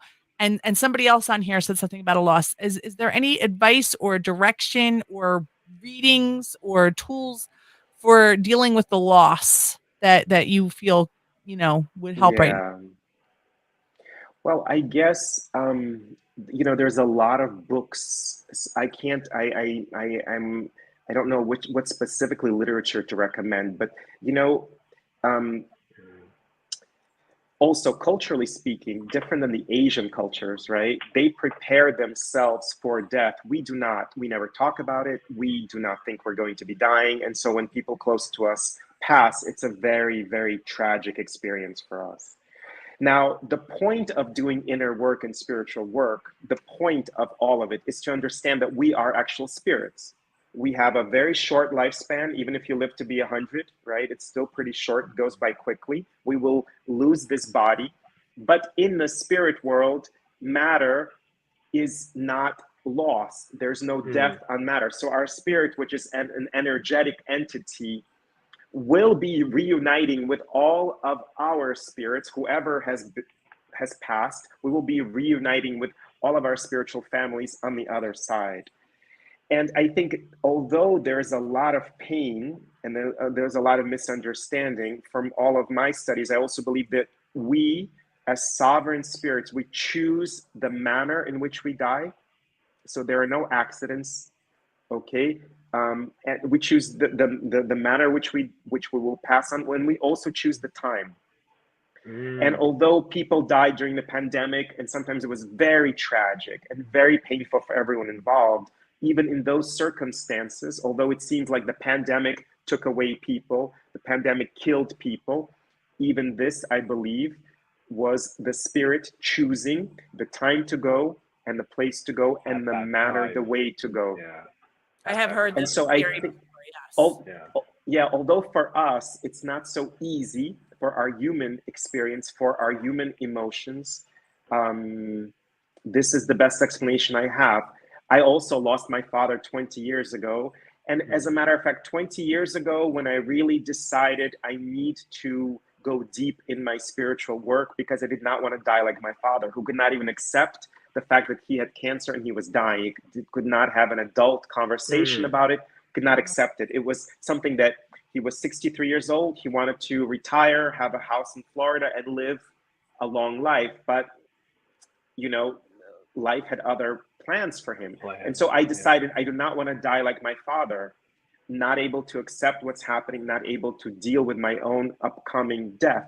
So I really did everything. 20 years ago, I really jumped into this world and said, I want to believe that I am a spirit. I want to really believe that there's a divine universe, which is intelligent, which is perfect, which is handling all of this. Am I there yet? No, I'm not perfect. But certainly 20 years later, I'm in a much better place, a stronger place. I still have my moments. We all get You know, Sure. we all have moments and situations which really bring us down, but I'm much, much better and feel a lot stronger.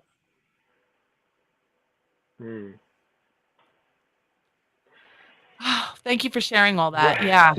I had to take a breath and I was like, wait, I can't have Yeah. nothing to follow with it because I was connecting with it with the words and I have heard that theory before. So and it's both relieving and heartbreaking equally, you know? You know, it's a lot. It's a Yeah. lot to think about. Yeah. It's a lot to think You're about right. that our higher self has this knowledge and these connections and this, you know, and it's hard when when your body here can't make that connection. You know, it is so hard to talk about. Yeah. And Mhm. you're But right. We don't prepare the way that I feel that we could better prepare for what is inevitable, for what is yeah. inevitable. And that leaves a lot of people emotionally scarred and damaged and hurt and with pain and with grieving and with grief and bereavement issues and it's very traumatic. It's very, very traumatic for people. So yeah, Yeah. I Well, find another question because now I'm sad. I need we only have 15 minutes left. We need to turn it a bit because I'm feeling all the feels, and I know that don't that's worry. good I for have us. lots. I have yeah. No, I have lots. So you mentioned you were in India for 5 years. I went back there 4 times during 5 years. Okay. And with whom did you study with, and what exactly was the focus of that study? Well, my Indian teacher is called Prem Baba. Prem Baba is actually a Brazilian who mixes psychology, the sort of the Hindu Indian tradition. Also, he works with power plants. He was a yoga teacher and a therapist. So it's a very interesting for me modern kind of mix. So I was his student until 2020 when I left and decided to sort of go out on my own. But I learned a lot. And India for me was such a huge, beautiful connection. And also a teacher that talks about sexuality, a teacher that talks about psychology, teacher that talks about the shadow.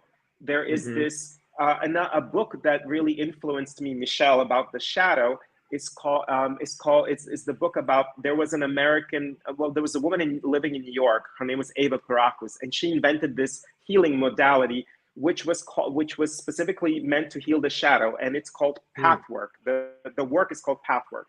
Okay, and so he was a pathwork therapist. This teacher of mine, but he was also in an ancient Indian lineage in India, and combined all this work. So this was really beautiful for me because it made all the Indian stuff very accessible, because most Indian gurus don't talk about sexuality the way we're used to talk No. about it. They don't talk about Yeah. psychology. They don't talk about the shadow.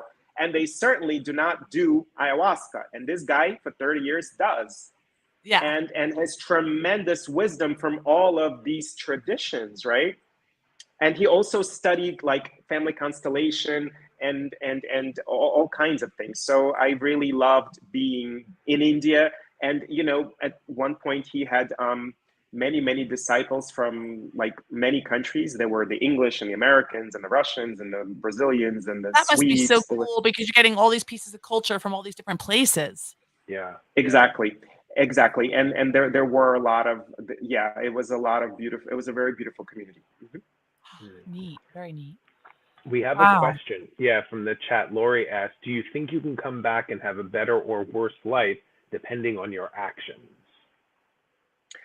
Well, the premise is that in this life, if you start to awaken, and we're all on a path of really awakening, becoming more conscious, you will come back supposedly in a more conscious state, right? Because what happens is when your soul detaches from your body, it takes all of the lessons of consciousness, it takes all of the inner work with it. So, this is why we're here. Evolution happens when we start to forgive our mothers, and we start to become more compassionate with our fathers, and we start to forgive the government and men and women, right? And we start to really understand that we don't really know anything, and we should not be judging. So when in each lifetime you advance, that leads to a more advanced, more developed, more evolved lifetime the next. That's how supposedly it works. Can I prove that? No. But this is how I believe it works. This is what we're doing here. We are here to evolve our spirit, our spiritual component. The body doesn't really evolve. The mind can evolve. There's a mental body that evolves. The emotional body can evolve, right? And so we take it forward. Yeah, that I agree. A person that is supposedly a guru, right, has either been an amazing spiritual student or has already been a guru for many lifetimes, because there's no way that you can just become a guru in this lifetime, right? But you can become a deep spiritual teacher without already doing this, studying for many, many lifetimes.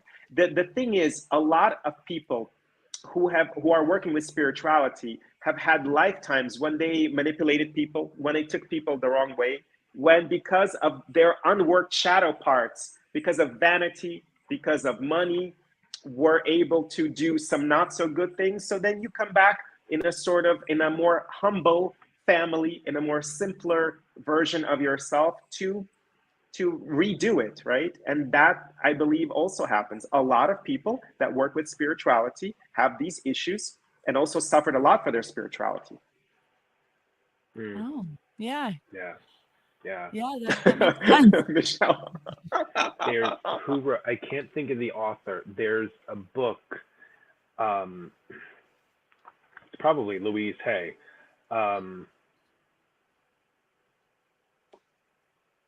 No, Brian Weiss. It's called Many Lives, Many Masters. Would you believe I was thinking of this book at this very second? And it's sitting on my shelf right there. I just didn't want to get up. Well, and that was I couldn't book think that of had the a author. huge effect on me. I read that book, absolutely. Yeah, yeah. So yeah, and so I use one aspect of this book in my work as well. Excellent. So yeah, so Lori, so look up that book. It's called Many Lives, Many Masters, and I haven't read it in years. Now I want to. Yeah, reread it. Reread it. Time. We really have to set this up more like a book club sometimes, Thomas, because we talk about these great books, and then we one of us will read it or whatever. Where we all read it, and we can just come back and say, "Oh, what did you get from it this time?" Or, it was my first time reading it, whatever, and just really have the talk about it. So all right, so we have about 9 minutes left in the show. So I want everyone listening and everyone who's watching, Steve Ramael, if you could please reiterate exactly what your workshop is, exactly how people can get a hold of you, your email address, a phone number, any way that people can get a hold of you, what the trip is about, what you're about, how people can get a hold of you. Yeah, well, I would love to share my email address, which is Steve, Steve, ROZ@hotmail.com. One more time? Steve, ROZ, Steve Roz at hotmail.com. That's my email address. That's how they can get a hold of me. And so my retreat in Malta in November is a very, very special undertaking. We've rented a beautiful villa which overlooks the Mediterranean Sea, which is made in white stone, which is very luxurious. And that's why we only have 14 participants, because only 14 people fit into this villa. Okay. And we will be taking people to really beautiful places, to do all kinds of sunrise meditations on the beaches, to do yoga and to do dance, to have mantra singing, and also do these really beautiful, deep rituals that I was talking about, that I was explaining to Thomas how they work. And it's something that has to be experienced because there is energetic work involved. If I explain to you the ritual, it's kind of a simple journey, but in fact, it's like looking at a stage and not understanding the backstage mechanics of something that is happening in front of you. So although the rituals are not that sophisticated, there's a sophisticated energetic technology behind it, which produces healing.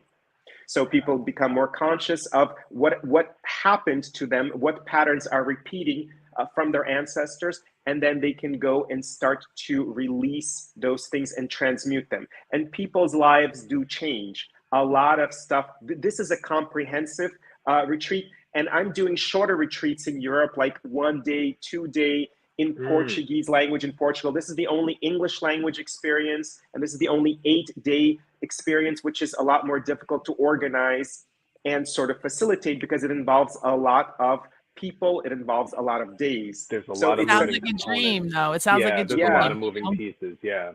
Yeah, there's a lot of moving pieces. I've hired a beautiful vegan and vegetarian chef that will be cooking just for us in this beautiful villa.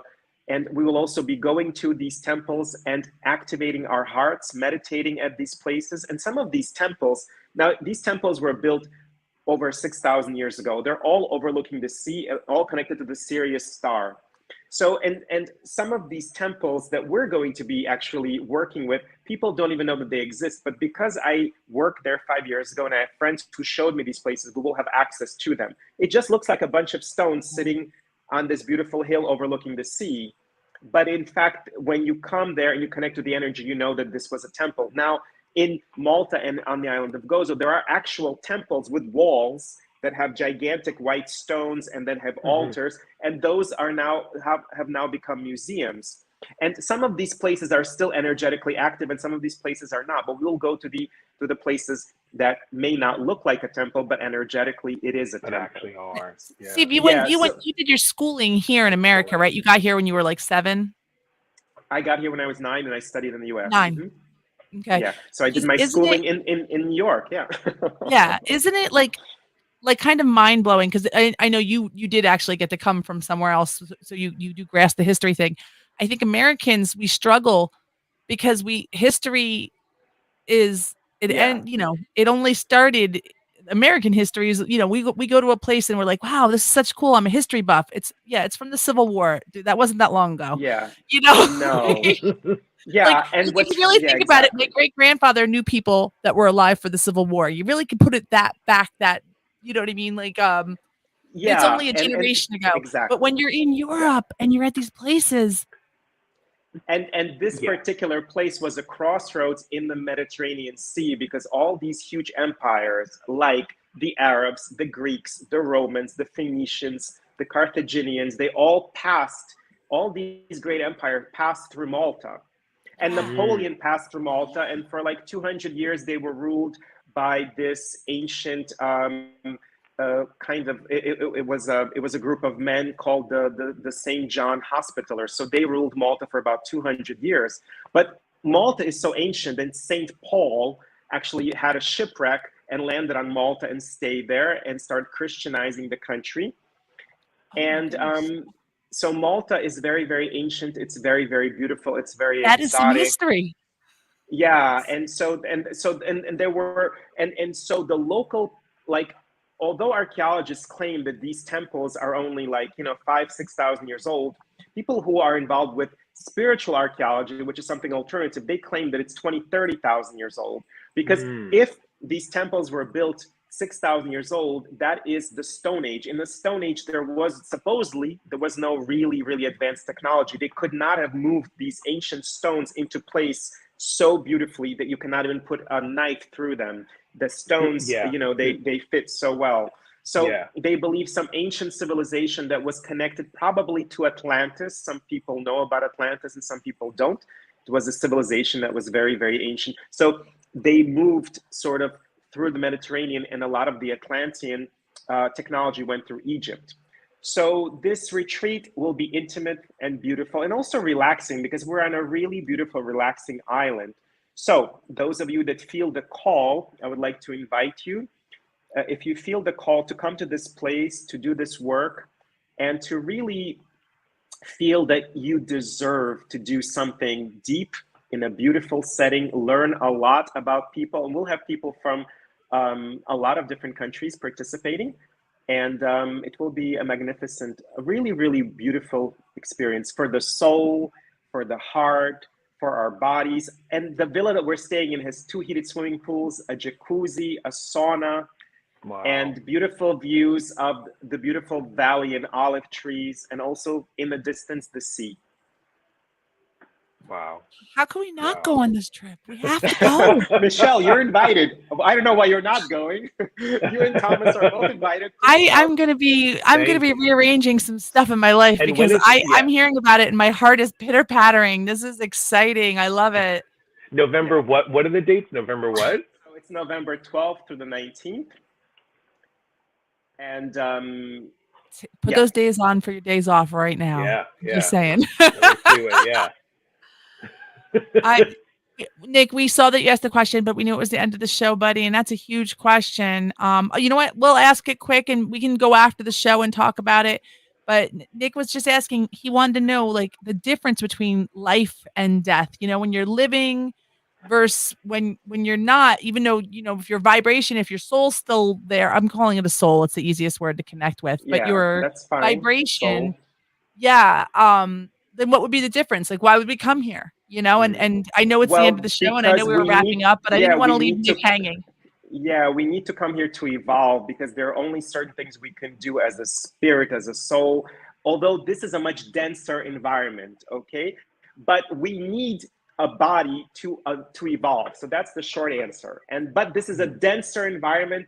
There, things are quicker. Your thoughts are quicker. Manifestation is quicker in the other realms.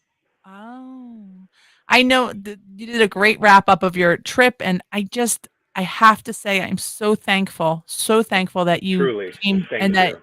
Truly. this all worked out. That you were just like, I'm free this week, and we were like, okay.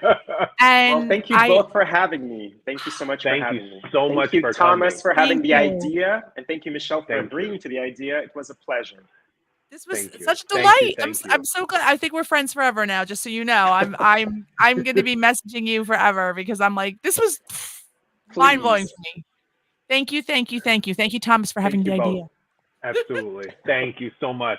All right, so WTHC Radio, I'm going to be signing off from the Perfect Positivity Show. Thank you for everybody who was listening on the radio tonight. And go back to our scheduled programming, which is some really fun classic rock. As soon as I can figure out how to press this button. Okay. Thank you so much there. All right. We are now off the radio. Now, thank you to everybody out there in Facebook world and in YouTube yes. Thank world. you for the comments, the questions. Oh, good questions tonight, people. Yeah. All right. And we will talk to you guys soon. Look for the homework. We'll put it up on the page.